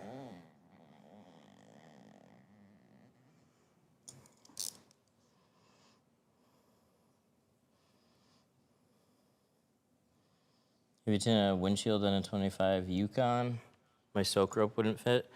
Oh, I've done a lot of them where the soak rope doesn't fit.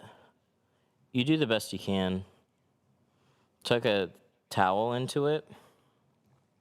And then if there's just absolutely no real space, keep everything covered the best you can. And then I pull the towel back. So I'll clean it, coat it, and then right before I install the film, I'll pull the towel back. Just because like that stuff is all helpful, but if it gets in your way, it's no longer helpful.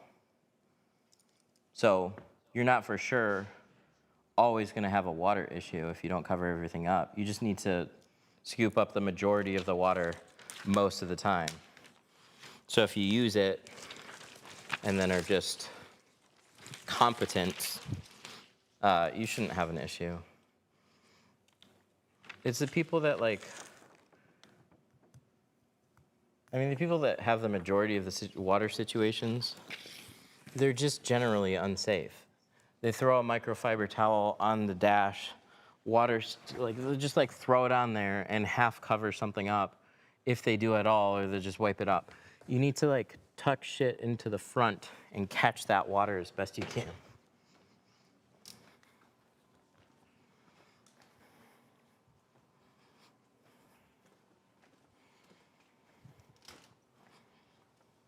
Should I be stretch shrinking on Honda Civics? What's that mean? What's stretch shrinking?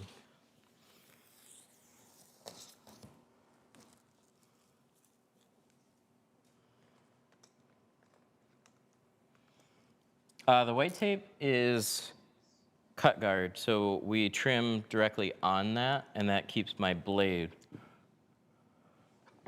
off the window. Okay, so we're gonna take this out. We gotta clean the inside. Get that mirror out of the way.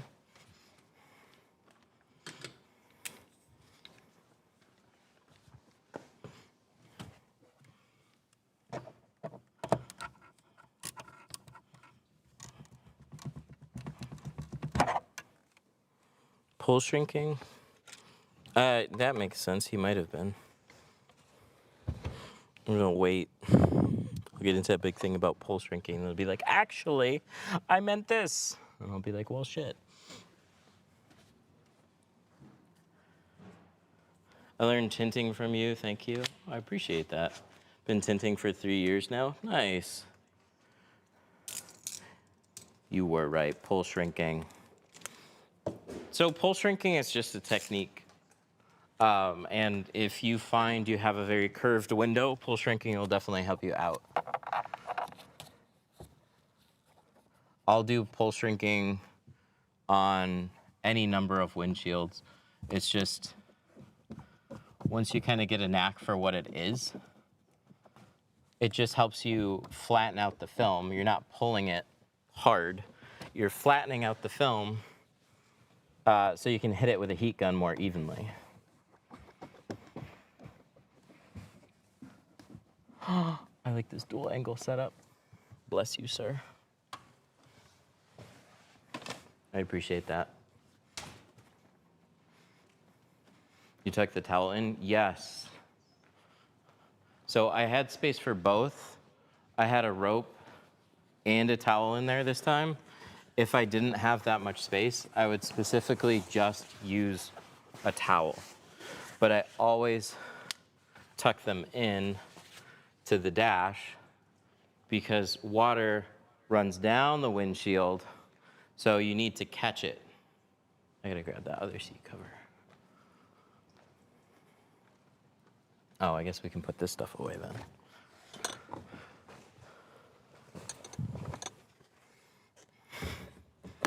Live triggers asthma. I don't know how, but I'm sorry. We'll try and do better.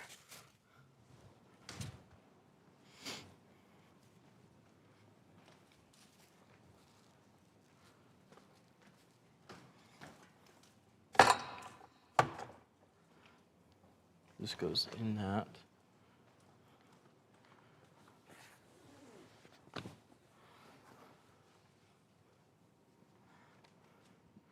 Oh, ASMR.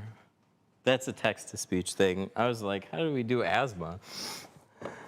I have both. I have both asthma and ASMR. Your sealed tape and plastic door cover is all I use. I love them. Thank you. I really appreciate that. I'm glad you like them. Is cards on files for contact for future on Tintly? We don't keep cards on file.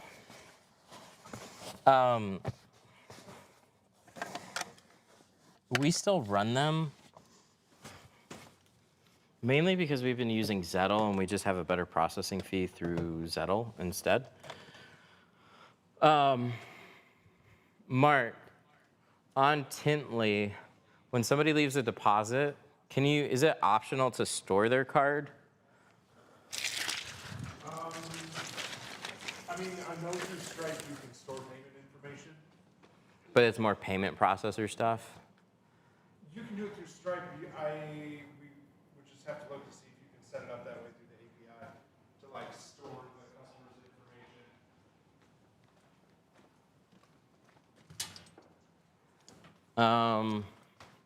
Because I know we can do that with we don't, but we can. Oh, so yeah, like not calendar, regular high-level Tintly. The regular one, yeah, for sure you can. Okay. Yeah. So yeah, when somebody leaves a deposit, they can have a card on file, and then you can just run their card.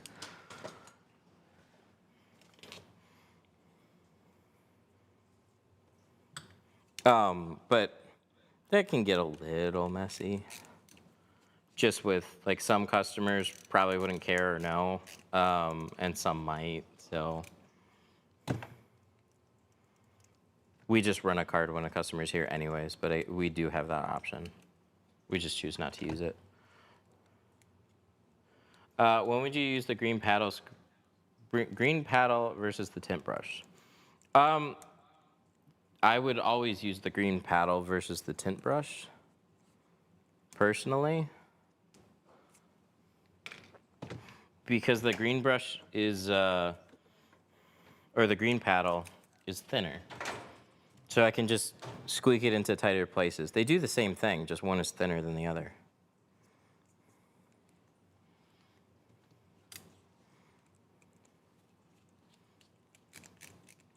Do you stay busy year-round?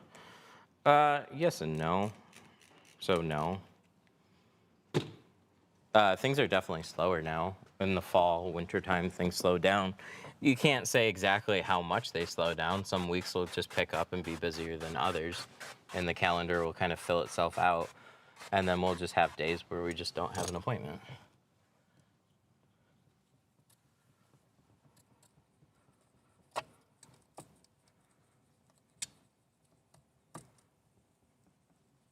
I could fill out my calendar for sure if I just want to drop my pricing, though.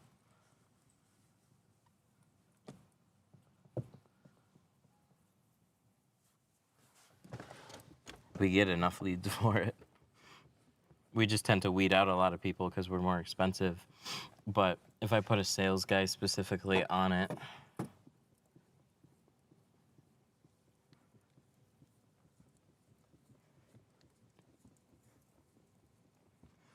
but I go back and forth between like I'm tint shop and not a tint shop at the same time.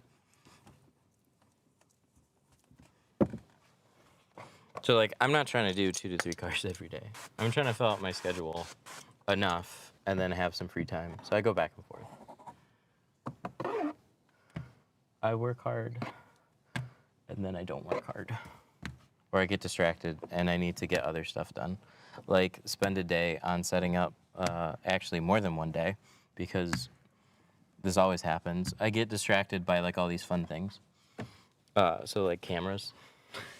If I'm tinting cars, I never have time to do this stuff. So I kind of just wait for openings in my own schedule and then I do other stuff.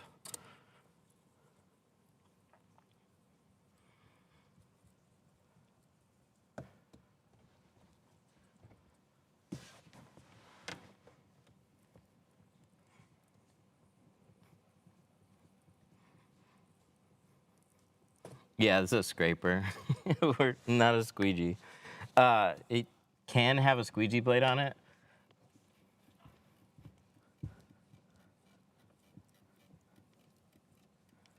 Go over the windshield entirely. This just helps make sure that I don't have any little things that I missed. Because I'll do this with my hand, and it's just hard to get in certain spaces. So I use that.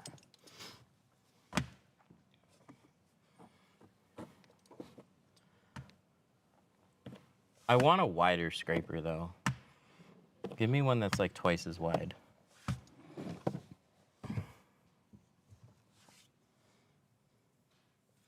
I can use the 1/4 Pro with a 1-inch. Yeah, it comes with 2 different ends. I'd say it's like it's a good scraper, but super annoying to change the blade because you have to just loosen up these screws. It's inconvenient. So if you're scraping glue on a windshield and you go through 3 or 4, man, it's a pain in the butt. But like the clip style takes up space too. Those rust. This is a hard plastic one, so bit of a trade-off. How do you like the new Blue Max? I'll actually go swap mine. I really like the new Blue Max. I need to swap it. It's starting to wear out.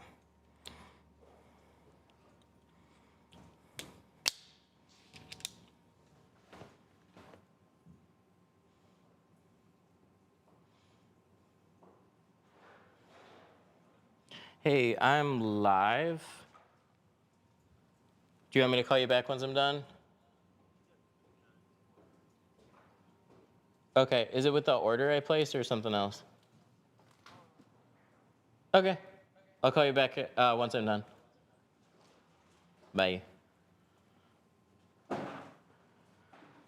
Okay, what was I gonna do? I was gonna go get another blade. Can I switch? Oh, I can. I'm gonna go get one.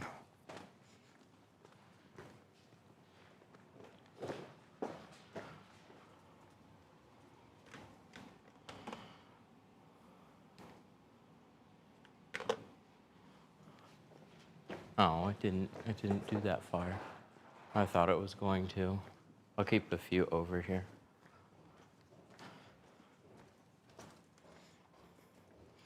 I picked up a few from SEMA. I haven't used it. It's really good. So I like this equally, if not a little bit better, than the hybrid. It's super nice.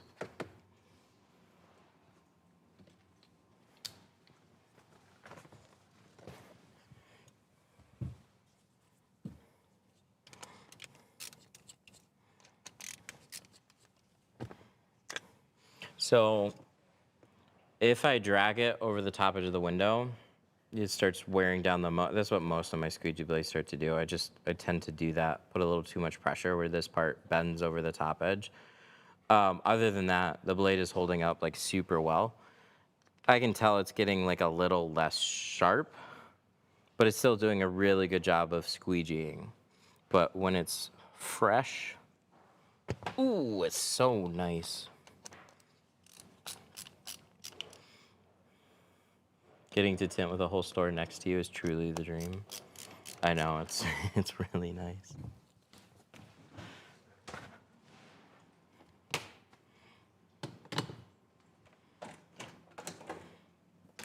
Okay, so we're gonna grab one of these. Let's do that. We gotta grab, where's my Insta-Gel? There's my gel. And then we good. Oh, this one. This is Insta-Gel, isn't it? Yeah, this is Insta-Gel.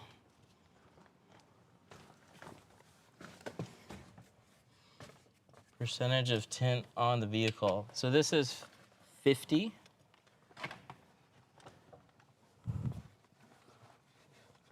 $50 on the windshield, 20 on the front doors, and 35 over the factory on the rear.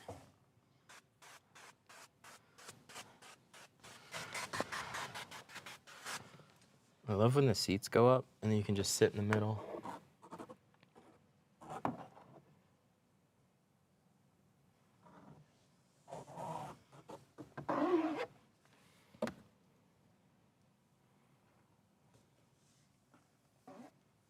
But yeah, I've been using the hybrid for a really long time.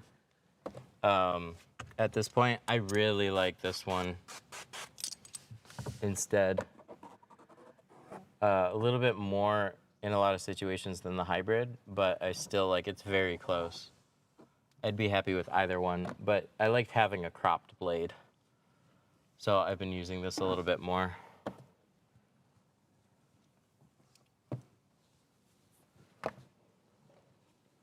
You're dumb. Ugh.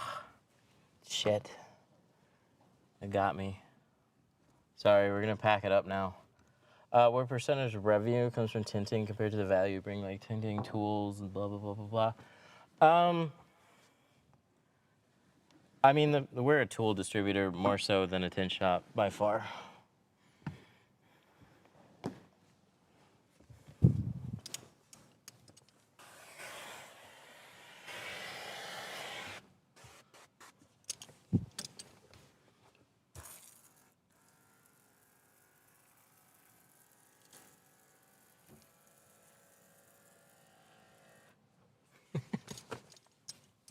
I kind of want a different one, but that worked.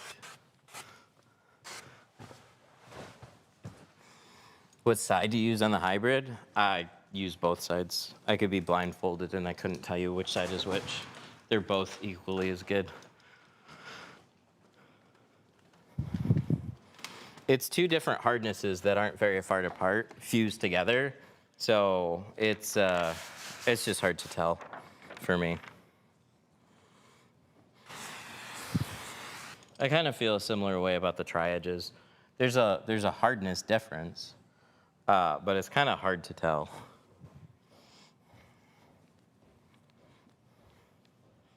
I think if anything, there's more of like a smoothness difference.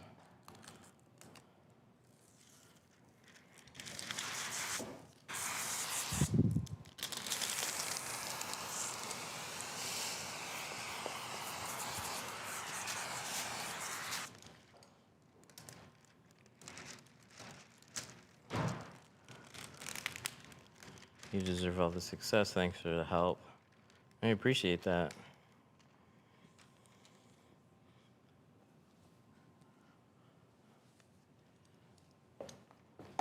It kind of just naturally evolved in that way. I wasn't really seeking it out. It was more just doing what I like to do and seeing how things kind of change and adapting.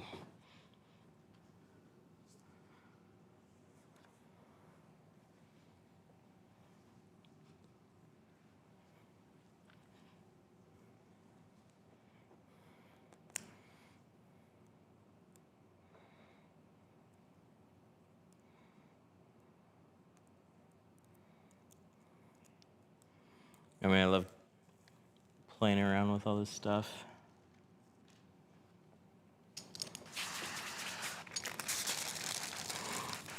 I would genuinely like to figure out the whole film review thing. I get asked enough about it. And I have some ideas of like general review things, but the part that really gets me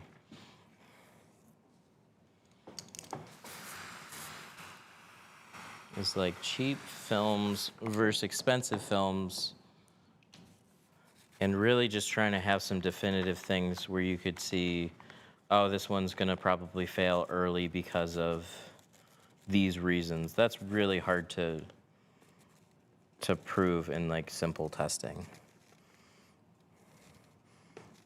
Manufacturers, they have like weather testing and more expensive equipment that they put stuff through to try and anticipate like early failures. But nothing's quite as good as just putting it on a car in the deep south and seeing how it survives. But that takes a long time.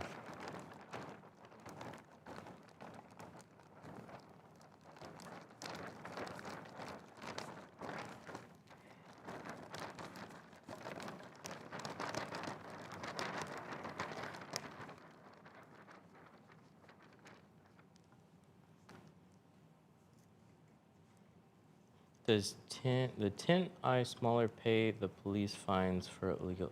What? Does this tint eye, what? I didn't quite understand that one.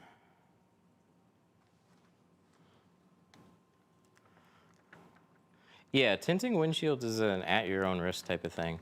Michigan has more flexible state laws on it. Kind of an all or nothing thing. If there's tint on there, you can get a ticket for it, but if you have a legal prescription for it, then you can have it on your windshield. There are definitely people that get that. We don't have to check if they have it. And then it's just like a personal philosophy type of thing. I like tint on a windshield. I think a light tint is perfectly safe and fine. And I think lawmakers can kind of be stupid for no reason. And a lot of things are just old and outdated and never get re-looked at. So things just kind of stay the way that they are, even though times change.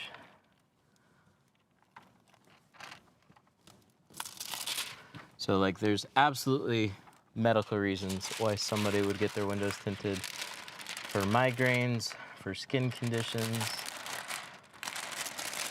Some people literally cannot go outside without being completely covered up. They're just basically allergic to the sun. How do you feel like GeoShield will hold up in South Florida? I have no worries about them holding up in South Florida. They're not a Michigan company. They're a Louisiana-based company. They deal with just as much heat and humidity in Louisiana. Swampland. Maybe not quite as deep south, but definitely deep south.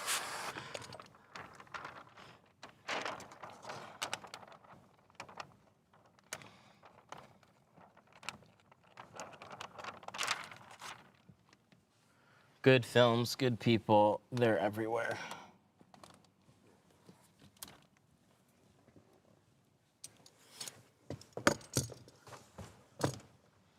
What do you think about Fusion's new slick strips? Good question. I haven't tried them much, but I have them.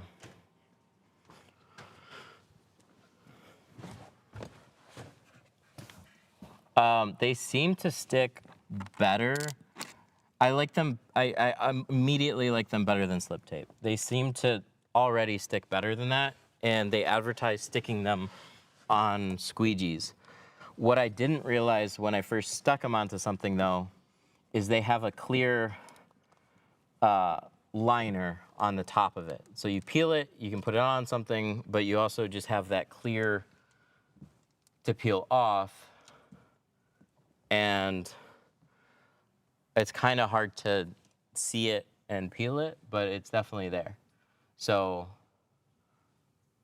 if I didn't see that video first, I would have been probably using them wrong. But I gotta take a good look at them. I've never been a big slip tape guy, but I think they're cool.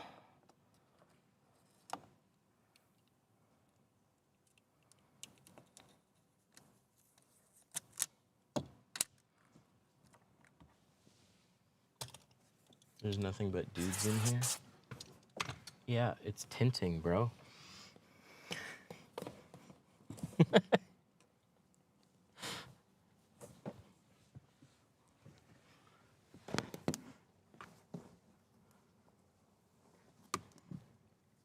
And you're not helping.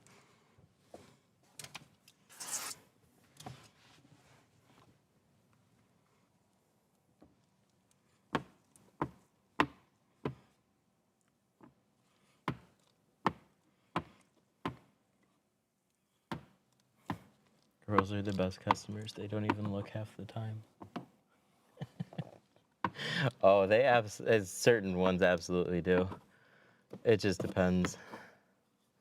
I've had just as many on both sides. It just depends on the person.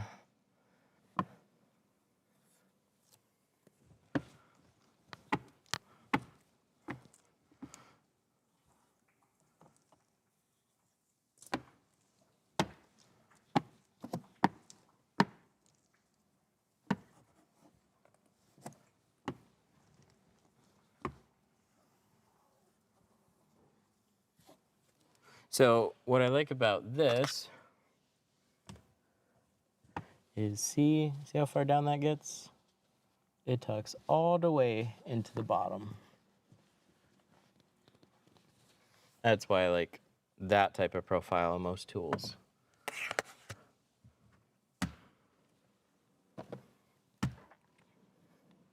Where did all the water go? Exactly. That's why we have a towel. And a little bit of crossing fingers.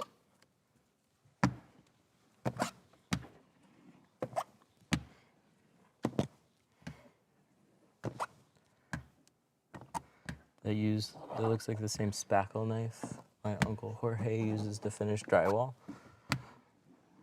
Yeah, I think it's a putty knife. Putty spreader? Putty spreader, I think that's what it is. Yeah, it works great for tint. Just put something soft on the end.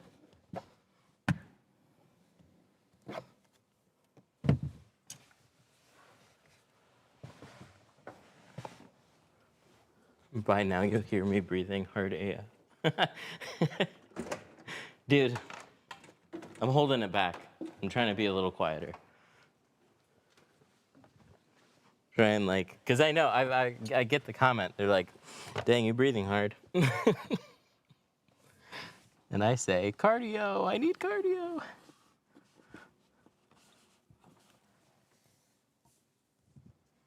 But also talking the entire time.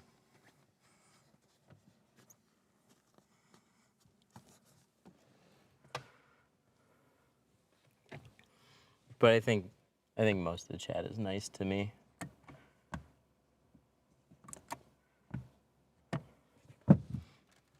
Tinting's a workout.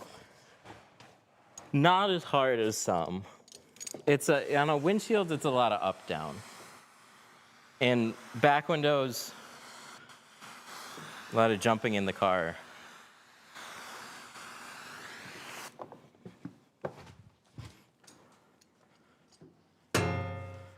This is worse than having somebody staring at you while you're doing it. Actually, I think I would rather have chat than a customer. And it's not that I don't not like the customers. It's that I constantly feel like I'm being extra judged when it's their own car. But for whatever reason, I'm more used to chat. Even though chat has no filter. They'll say whatever. I mean, and the camera's right here, so it's not like you're hiding mistakes.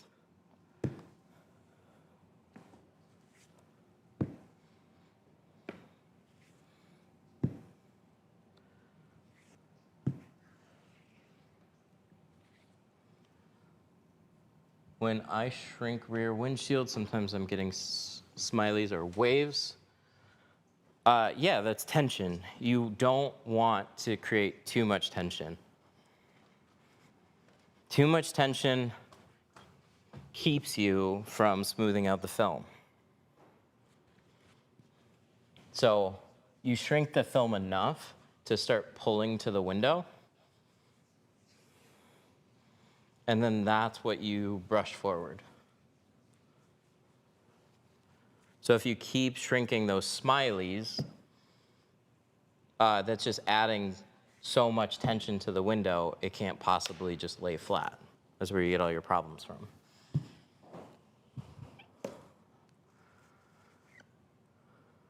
I thought he mentioned using gel.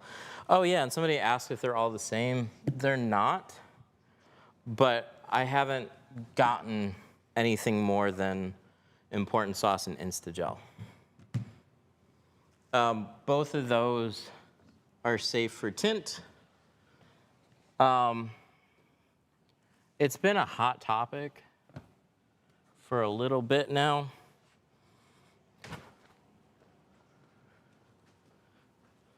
There's mixed opinions. They all kind of function, it's not quite the same, but very similar.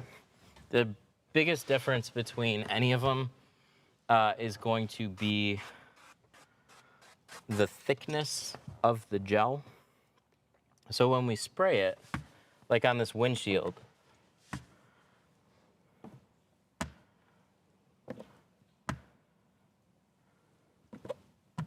I hit just the top and the side edges on the windshield. And what that does is holds dirt from from water just basically feeding back into my tint. And so it keeps those edges way cleaner. So a thicker gel just does a better job. But a thicker gel is always going to be a little bit more cleanup.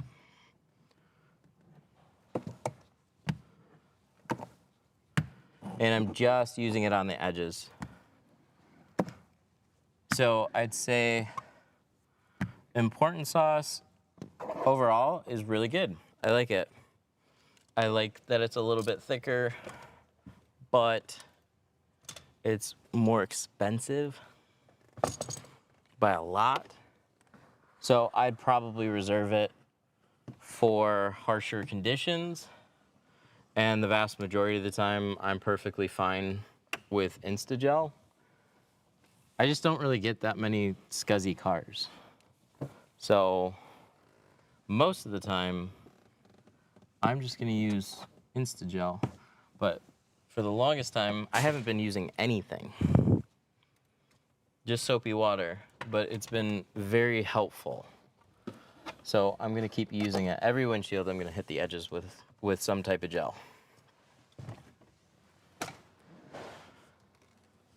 Have you tried Max Pro? I haven't taken a look at Max Pro in a while. I got shipped samples a while back. It was very green. There used to be a lot of negative stuff said in our group about them, from a lot of failures. I haven't seen much attention on them at all in the last handful of years. So nothing negative, nothing really positive. They're just kind of around. So I don't really have a up-to-date opinion on their lineup.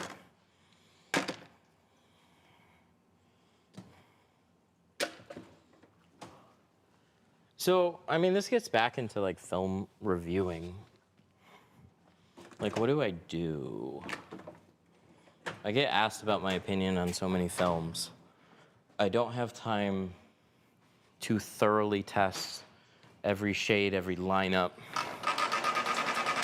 And I don't just want to get a box and open it up, look at it, throw it on a back window and try shrinking it and then make a permanent opinion about it, because that's kind of lazy.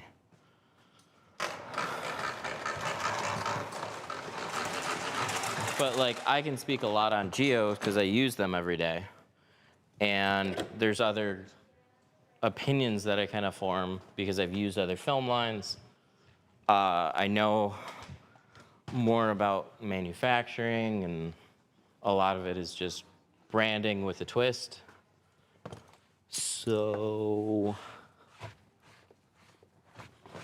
I don't really know how in-depth anybody would care for me to go, but I can't tell you, like, this film is gonna last for X years on this car. I just don't know.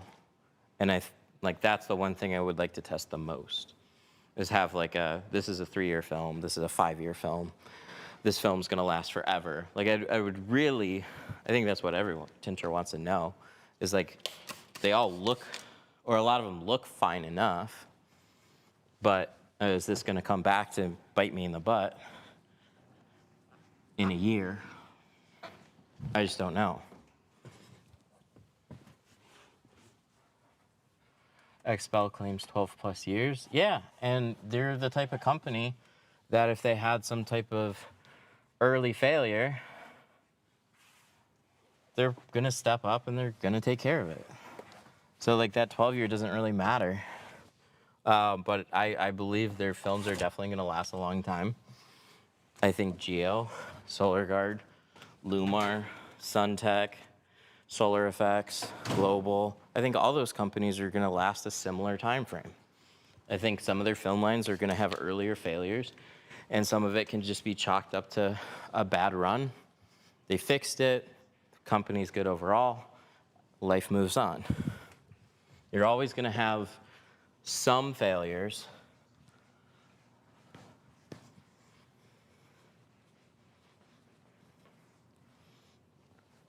But as far as like some type of practical testing to know, like, I think the people,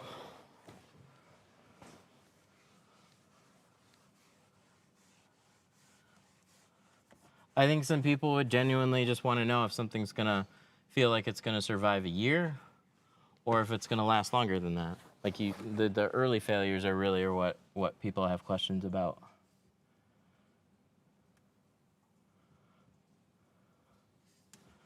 What the fuck?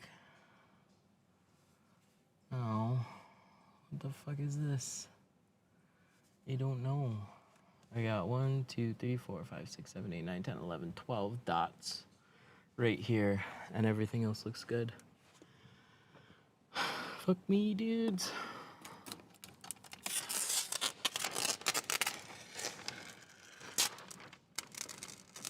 Yeah, it's not the glass, it's in the film. Well, it was a good run.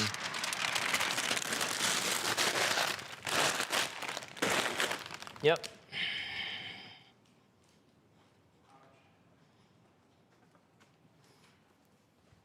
Rip.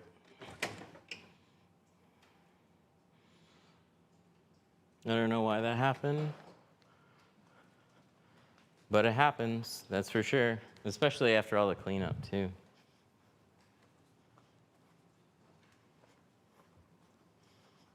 There's some specs.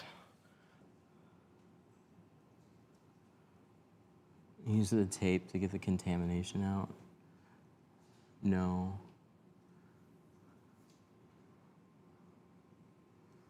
No, that wouldn't have fixed it. Any time that I just would waste trying to like pick 10 to 15 little dots. No, that was an unsalvageable thing. Was it bad? No, it wasn't filthy, but it's like pretty easy to see a handful of dots there. That's not good. Especially like where it was. It wasn't like tucked over in a corner over here. It was like up there by the mirror. Ew.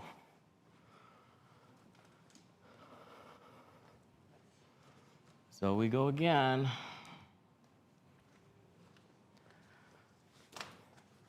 Bummer. I was gonna get this wrapped up and then I could go pick up my kids. But now my wife gotta go pick them up. Sorry.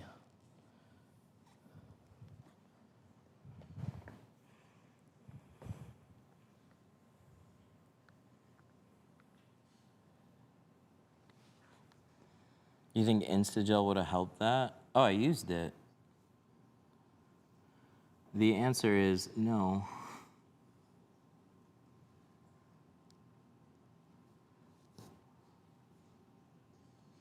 I don't know exactly when that happened. Like, an issue like that is very hard to say, this is exactly where this dirt came from. We squeegeed it off quite a few times. We did our best to clean it. It's just sometimes that's how it goes. You know? So, sucks. But here we go. Good news is the windshield is definitely clean when you pull something like that off without leaving, you know, you just put a light tacky sheet on it. Thanks for making it perfect. Oh, you're welcome.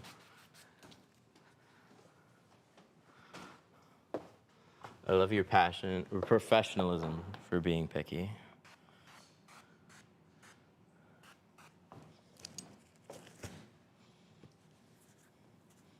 Just wait till I have that same mistake 3 times in a row. We go from to guys, we're gonna end the stream early today. Huh? Friday afternoon's the perfect time for it. That's when it would happen. Yeah. On what? An easy, straightforward windshield? Yep. 2026. That's when the cameras end. Yep. Saves you in the long run. Yep. Yep, because that would have been a... I mean, look at the truck. It's brand new. It's in good shape. It's clean. What's worse than seeing speckles around your windshield that you're like, ugh, I always got to look at that. Nobody wants that.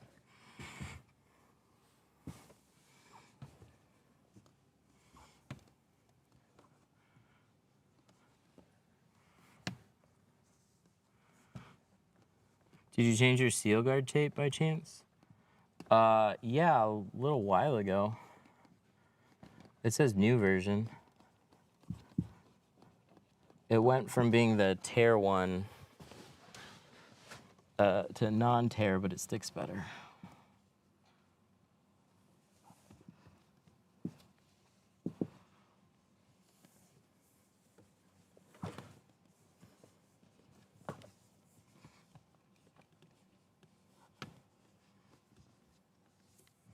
So we tuck this in. Gives ourselves nice space. We're using a new towel too, not the same soppy wet one we just pulled out. Keep a spare around.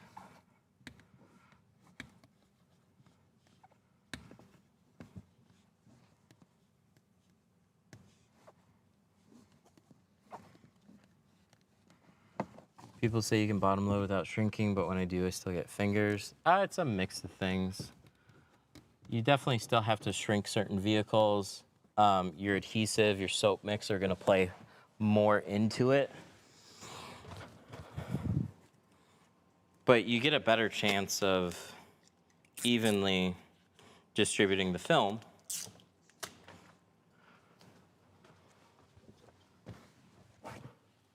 So when you do that, all the fingers go away.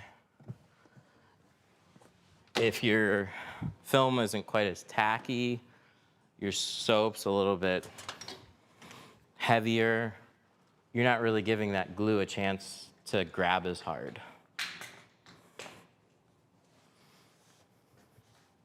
Do you ever Frankenstein a windshield? No, I don't like to. I've tried. I tried that early on. I didn't know how to Frankenstein. I had to, like I taught myself. Or at reverse rolling. So I got to tint for a while before I really had to do any windshields.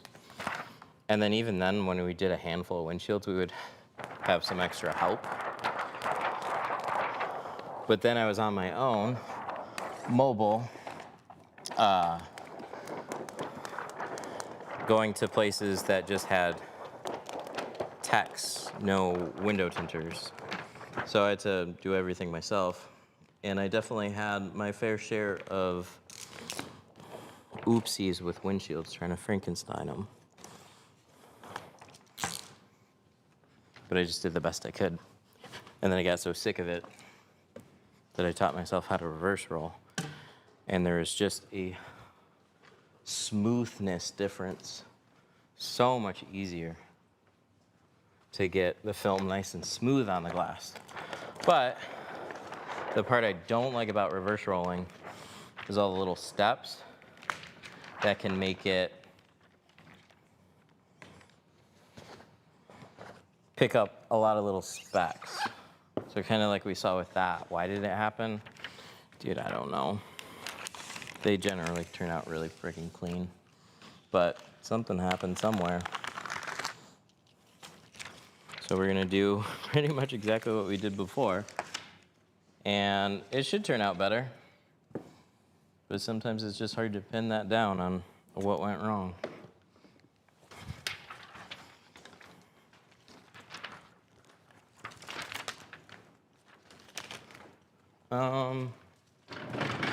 On sedans and stuff, oh, center consoles, they always sit on the passenger side. Yeah, so when I first started, it was a tinner's recommendation to go from the passenger side, and that sounded crazy to me. He's like, I just find starting on the passenger side and reaching over works for me a lot better because I'm sitting where I'm unrolling it too. And then I tried it, and it made a lot of sense. So I started in the beginning on the driver's side, and then I would just reach over as best I could. But I think it's good to start where the majority of the obstructions are, because you can kind of unroll a portion and tuck it down in there.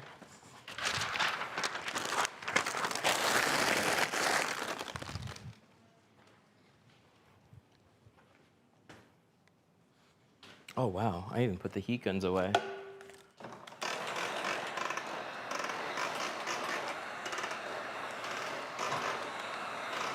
Literally why I'm watching for those little nuggets of gold.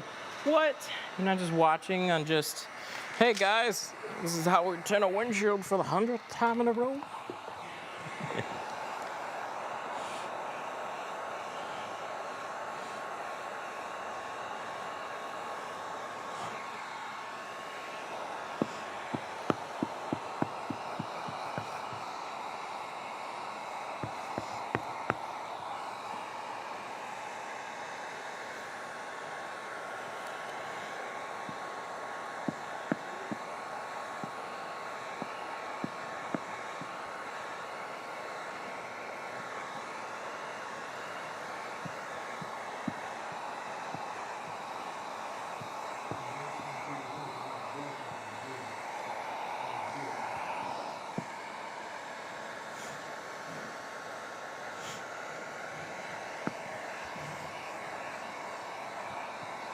I do wish I could take windshields completely out of the mix though. On days like this. I think the rest of the car generally goes pretty smooth. The one thing that, it's like windshields, it's all the work until you get right up to the very end.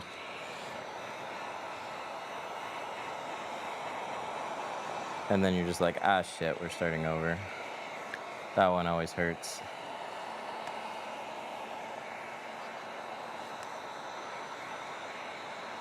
That's what makes tinting.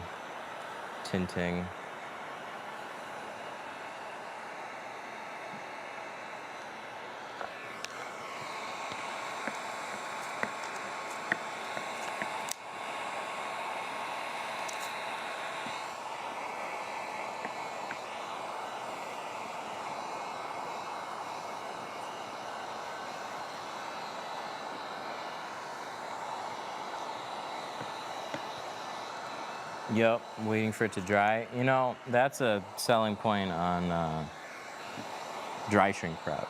If you haven't tried that, that stuff dries very fast. Dryer sheets always take a few more minutes to actually dry out.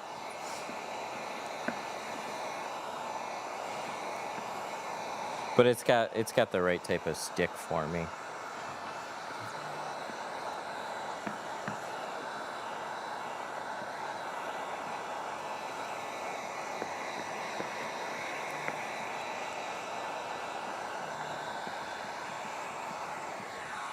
All right, let's hop to the other side.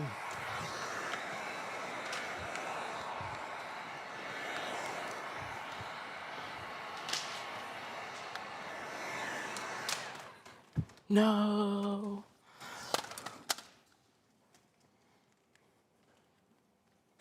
I need to invest in those locking cables.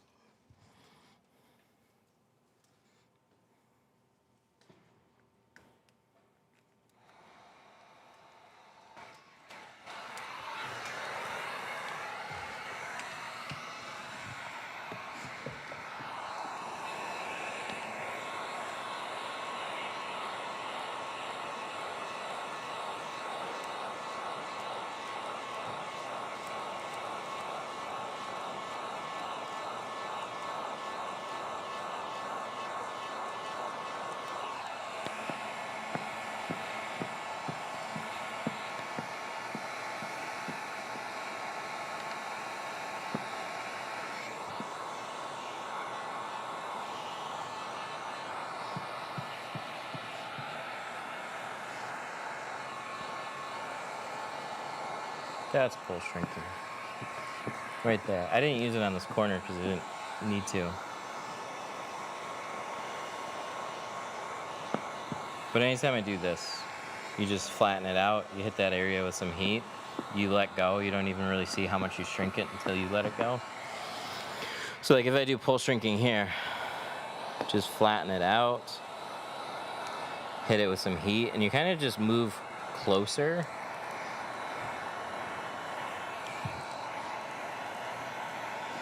And you're not even, like that's the thing about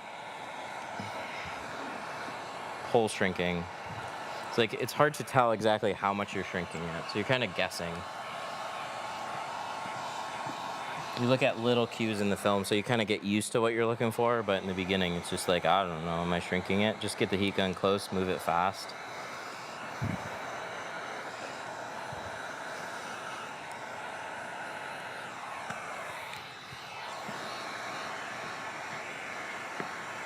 Because if I got a super hot heat gun within 2 to 3 inches of the film, it's shrinking.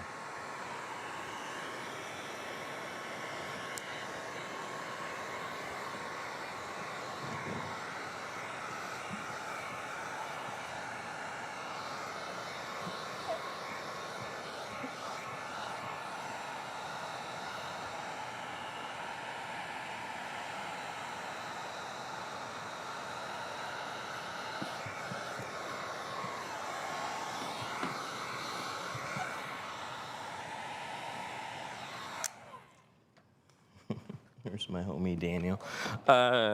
Daniel's been in for classes.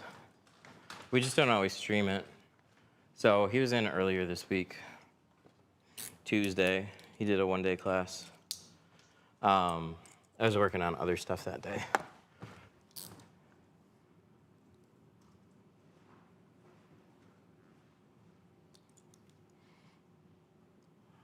Jack even came back in on Tuesday.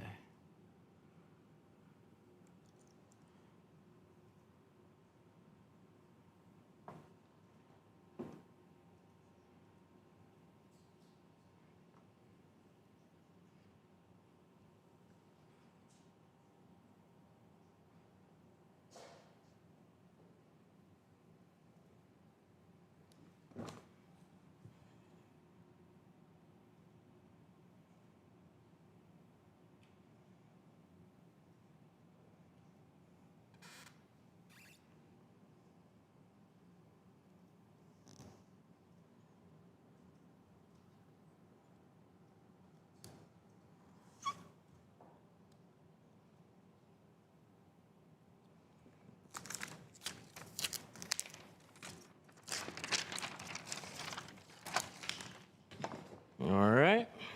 Other side. Any ideas? Does the phone sell better than the AI? I think personally talking to your customers, especially when you're selling at a higher price point, phone sales are definitely going to outpace AI sales. There's 100% people that just are really straightforward. You know, they like your business, they just want pricing, they're going to schedule with you. But when people are just kind of looking around, a good sales guy absolutely makes the difference.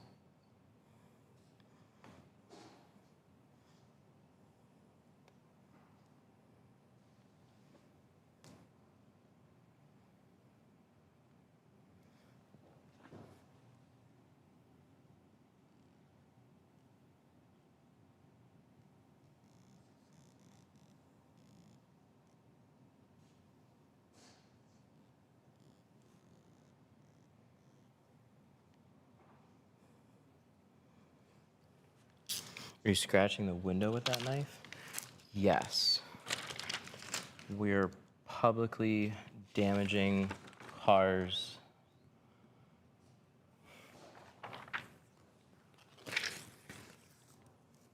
No.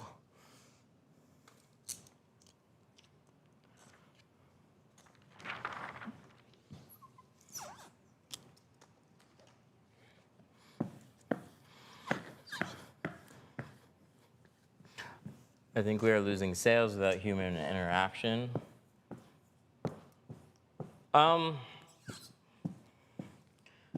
Yes and no. Like, ideally, you would just have a very nice person answer the phone 24/7, right? Because you'll get leads at all hours, and you have people that'll want information at all hours. So I think it's a little bit of where is your price point at? What type of customer do you have? Because you will absolutely gain customers that you would never have gotten if they waited for a phone call, because they're just on to another place. So let's say it's after hours, and I'm looking at a few different places. One of them has a system set up to respond to me immediately, give me pricing, and I can book online. Well, I'm more likely to book with that place if I'm very impulsive and I just don't care very much where I go. I'm just looking for a place that fits my budget, that can get me in quickly. Very seamless. But if you're a more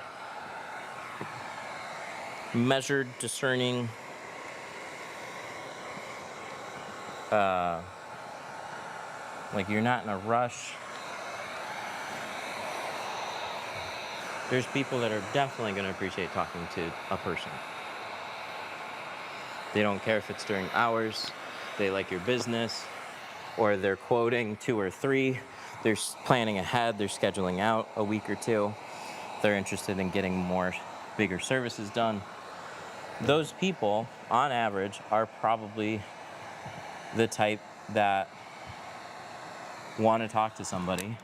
And then you just have people that are very skilled at sales that can kind of break down what somebody's objections might be and then land a sale that they might have been on the fence about. So they might even spend more money with you, or likely to probably spend more money with you, even though they didn't intend to, because they actually talk to you and you're just good at talking.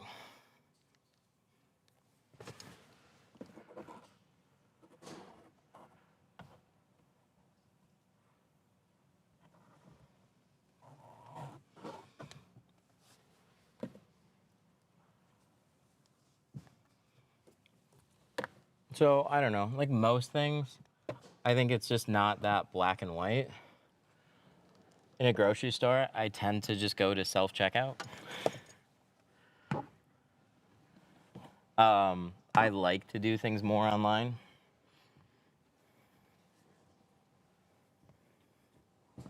So if somebody had a booking calendar and I just like their shop, I think I would just literally schedule there. But if I buy something on Marketplace, I think I'm a little bit different from your average Marketplace person. If I'm going to buy something, like if I intend on buying something, I'm pretty much going to look at something. I'm pretty much like, I got the money on hand, I'm gonna get it. Unless there's something about it that is drastically wrong. Where like when I was trying to sell a car on Marketplace, oh, there's so many people that'll just come out and waste your time. They'll spend days wasting your time, and I'm just not that type of person.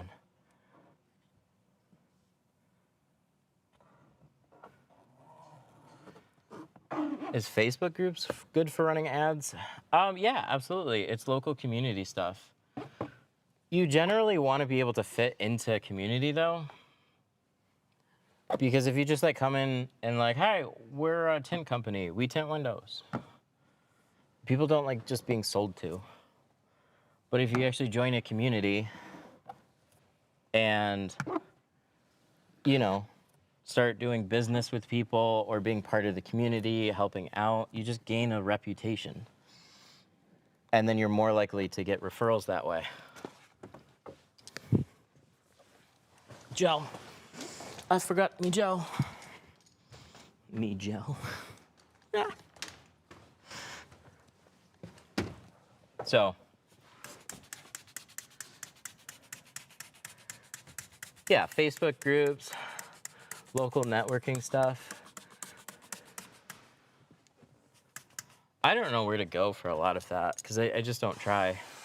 One thing, I don't mention this very often, mainly for like people that come in here. I think a really good way to try and drum up some local business is through the post office.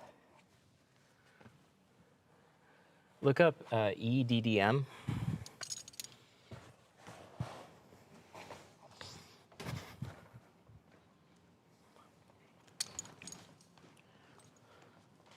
So EDDM is like all the ads that you get locally in the mail, all the junk mail. But you could set up a targeted local mailer campaign. I've always thought it'd be really cool to put like real film samples. So I think this would work better for flat glass. But you could put like actual film samples in a mailer and target better neighborhoods.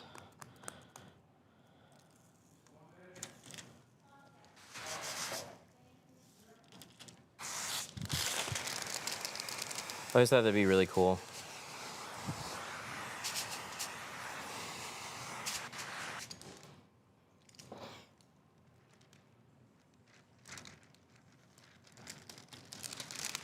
But yeah, look up EDDM if you guys are slow trying to figure out a way to market locally.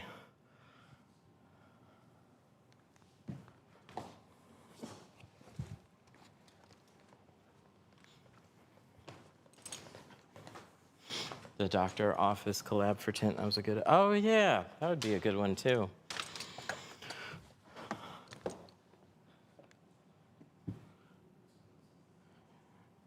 So doctor's offices, I think, would be a really good avenue too. Skincare, eye doctors, some type of referral system, because they're absolutely seeing people that window tint would benefit from.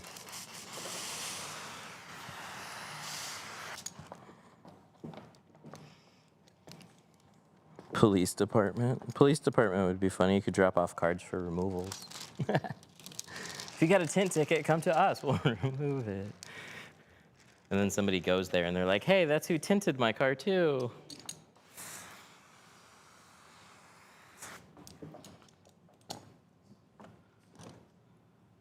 I'm so good. I sold my neighbor on his own car twice. Dude, Jack came in here on Tuesday. He said he got popped in Florida. And then he sold tint to the police officer and got out of a ticket.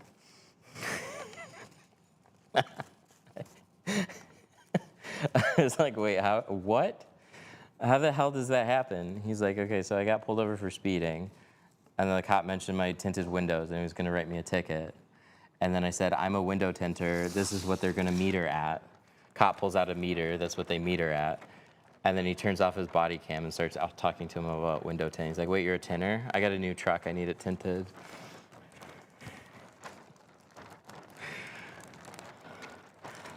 Jack is a special person. Selling tint to a cop during a ticket is amazing.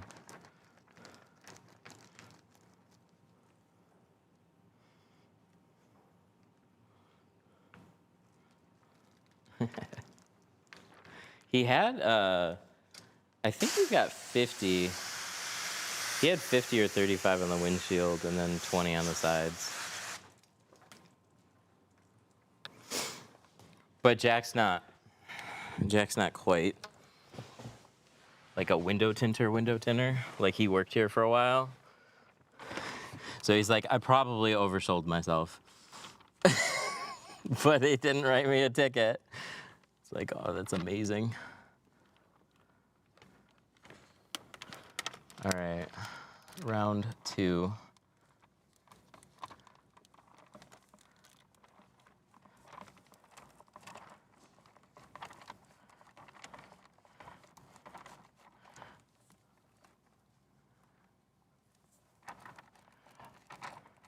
Dude, I had 5% on my front doors for like 5 minutes. I didn't get pulled over. I just put it on there. I had 15. I was interested in going darker. Put it on there, and I'm like, this is too fucking dark. So I ended up just pulling it off immediately.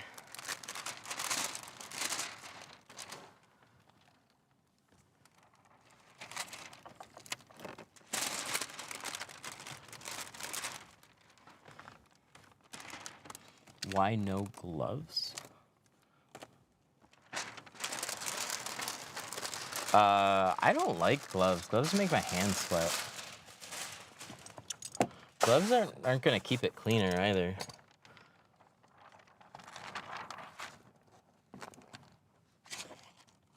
But I know some people, like, they don't like the soaps on their hands all day. So, like, it's probably better for your hands somewhat. But I genuinely just, like, I just don't like them.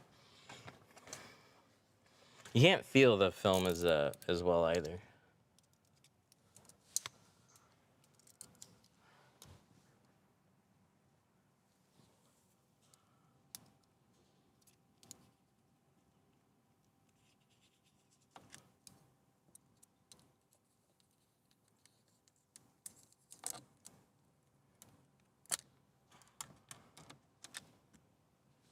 All right.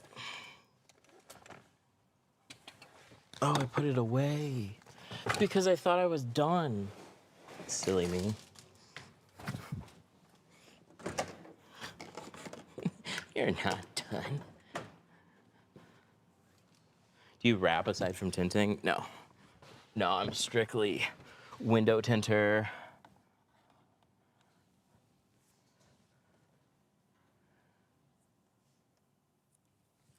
Did you mess up the tint? Mess up? Me? Come on. Yeah, I fucked up pretty good.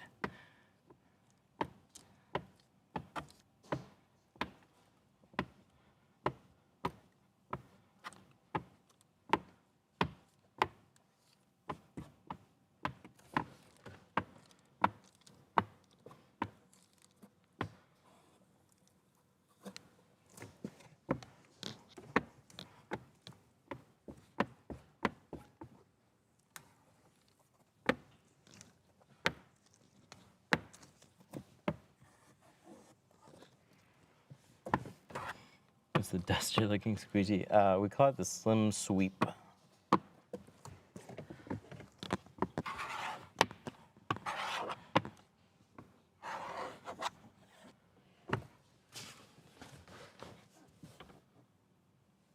I'm from the Bay Area. All our cars are tinted with 5%. Nice.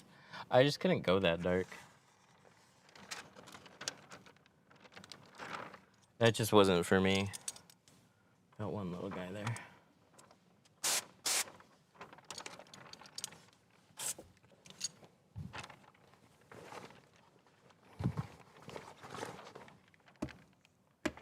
Yeah, this little guy. Where's Bot?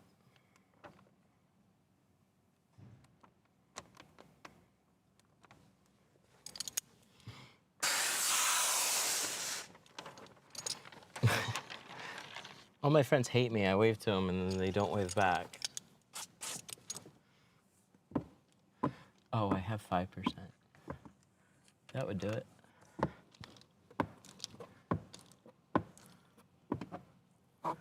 Double shrinking?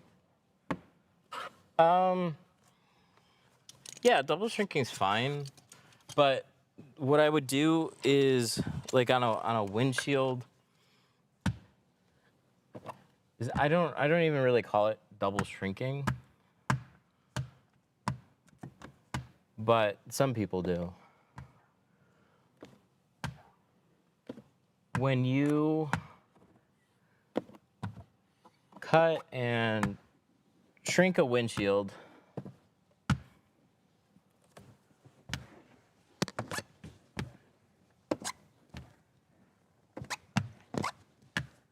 we're talking about cutting and shrinking a windshield.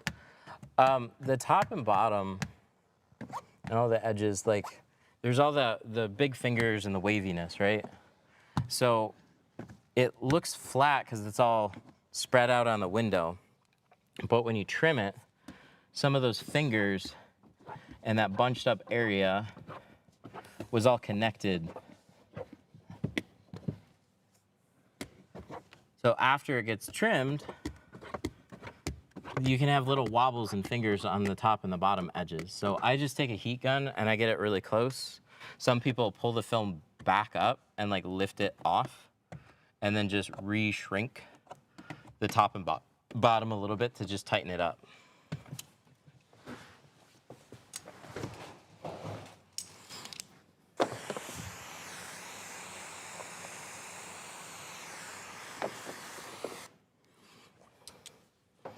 What's a tint brush do? Why don't you use it? So I used an alternative to the tint brush. And if you go back a little farther in the videos, I used to use a pink clean. So I had a soft squeegee that I would use to kind of spread out the film. What the tint brush is it's a good, wide, light pass that helps push out a lot of the air and smooth out the film.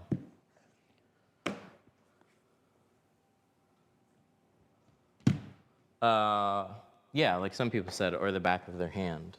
So you're gonna use their hand, spread out the film. A brush is nice because it's wider, but there's a number of ways that you can do it. The tint brush just got a lot of flack because it was like 40 bucks. And it looked silly using a brush on window film. It's just not something anybody really put much thought into. But it's valid. It's helpful, especially for newer people. Like the way I always talked about squeegeeing windows out on front windshields is like you start in the center and you just ripple the film out in like a circle pattern. That helps prevent air getting trapped. Or you take a wide, light brush and you can just smooth everything out faster and better. But the tint brush is a little bit wide, or sorry, a little bit thick.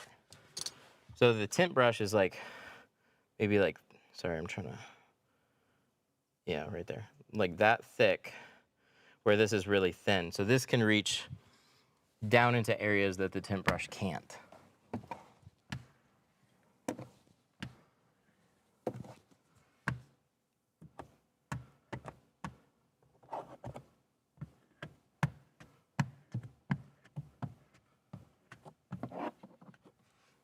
We grabbed the, you guys remember the whale tail? We were using that for a minute too. Whale tail's been around for a long time. But it's got a hard plastic edge to it. So Mark brought one in, and then he put a like squeegee tape on it. And so we took that and then found just a slimmer profile handle.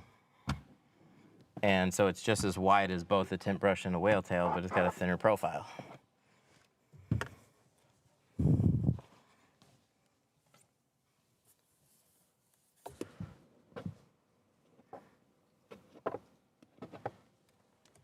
Alrighty. Well, that looks better.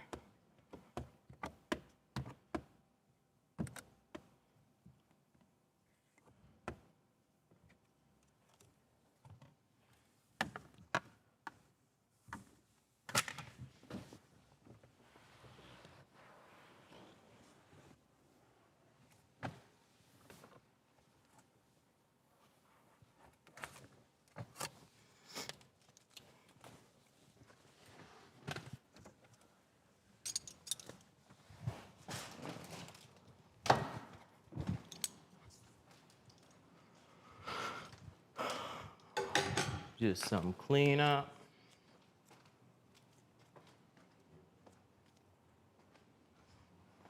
How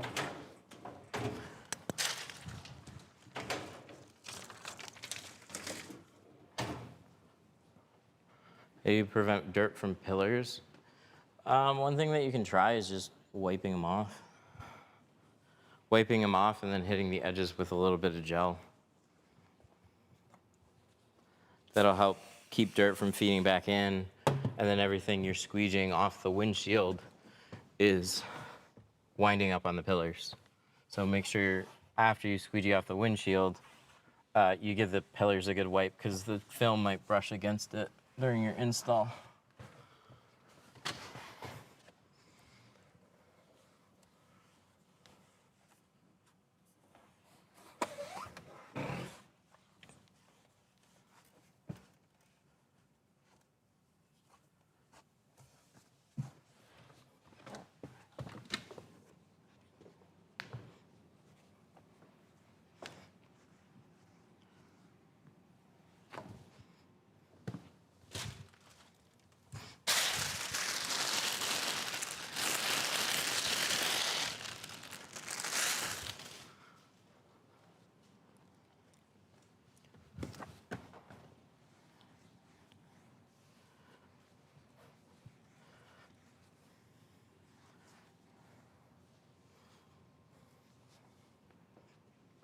Okay, I gotta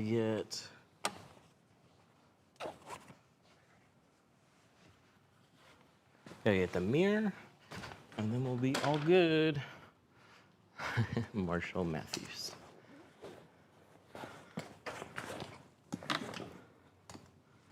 $18 mile.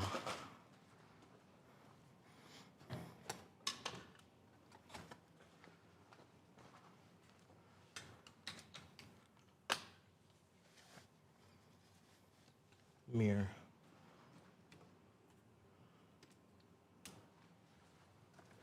Mirror. Thank you for another stream. Thanks for hanging out. Oops.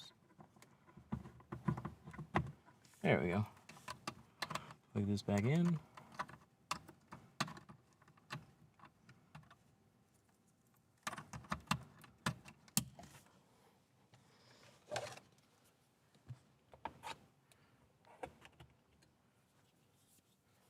And then tighten this up.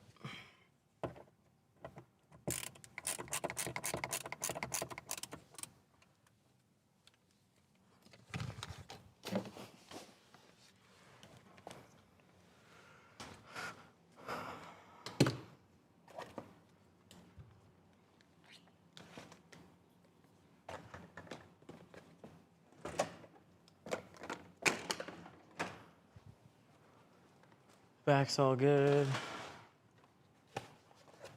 Edges on this.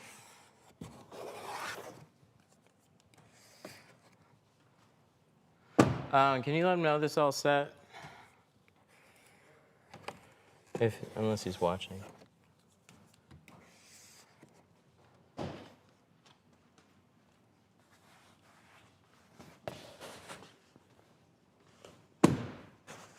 Two stages less stressful sometimes. Yeah, I just go with what I'm most familiar with most of the time. I can bottom load if I have to, but I just, like when you spend so many years doing something the same way, I'm not just trying to do the same thing for the sake of being the same. I'll definitely do and try different things. But like,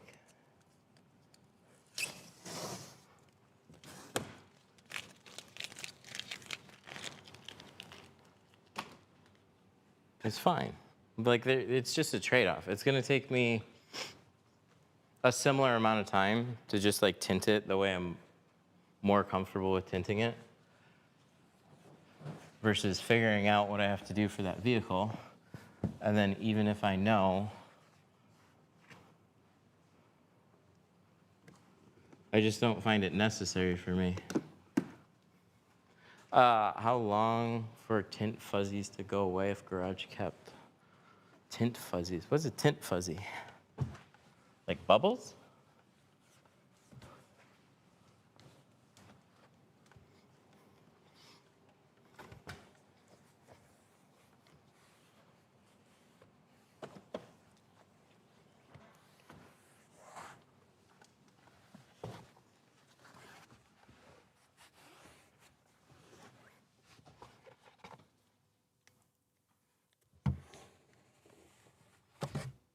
Waviness. Waviness should be like inside of a week. With cold weather, you can have some water pockets just hang around longer. But the majority of stuff just dries out fairly quickly. But like if you just had a windshield tinted, a couple days completely normal to still have like some waviness. But when it gets to like a week, you really shouldn't have anything left. Maybe something small when it's really cold.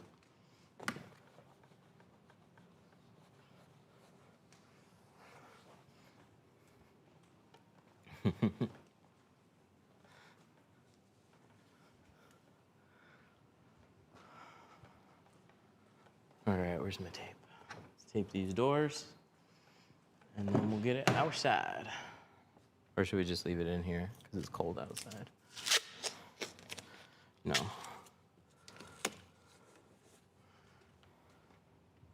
We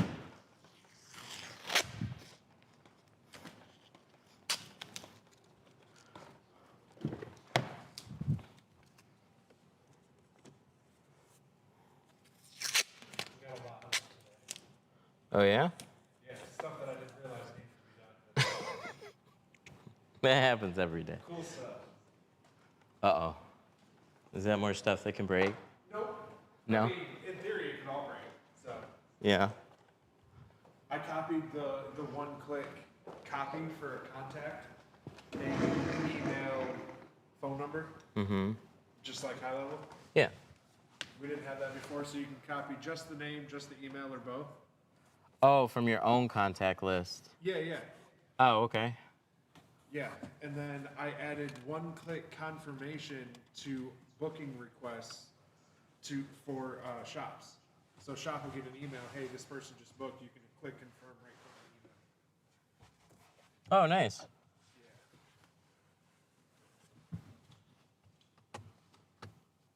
Okay. Oh, there it is. That's what I'm looking for. Put that back down. Nice.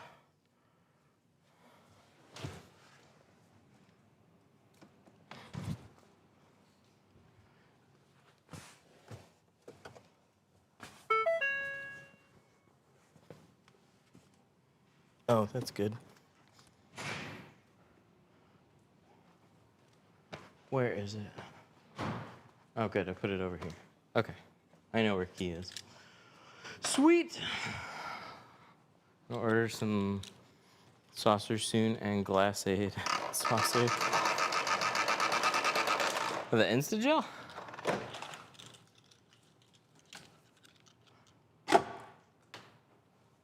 Oops.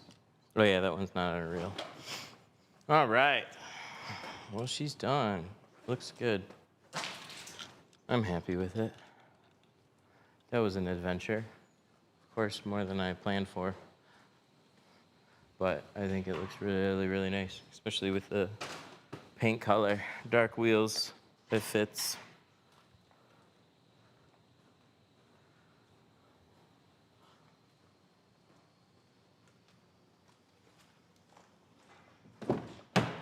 One little bubble. There we go.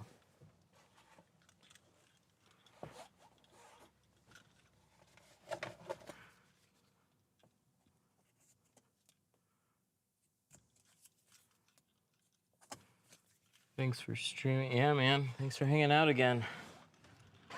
Y'all have a good weekend. I'm going to wrap it up here. Bye.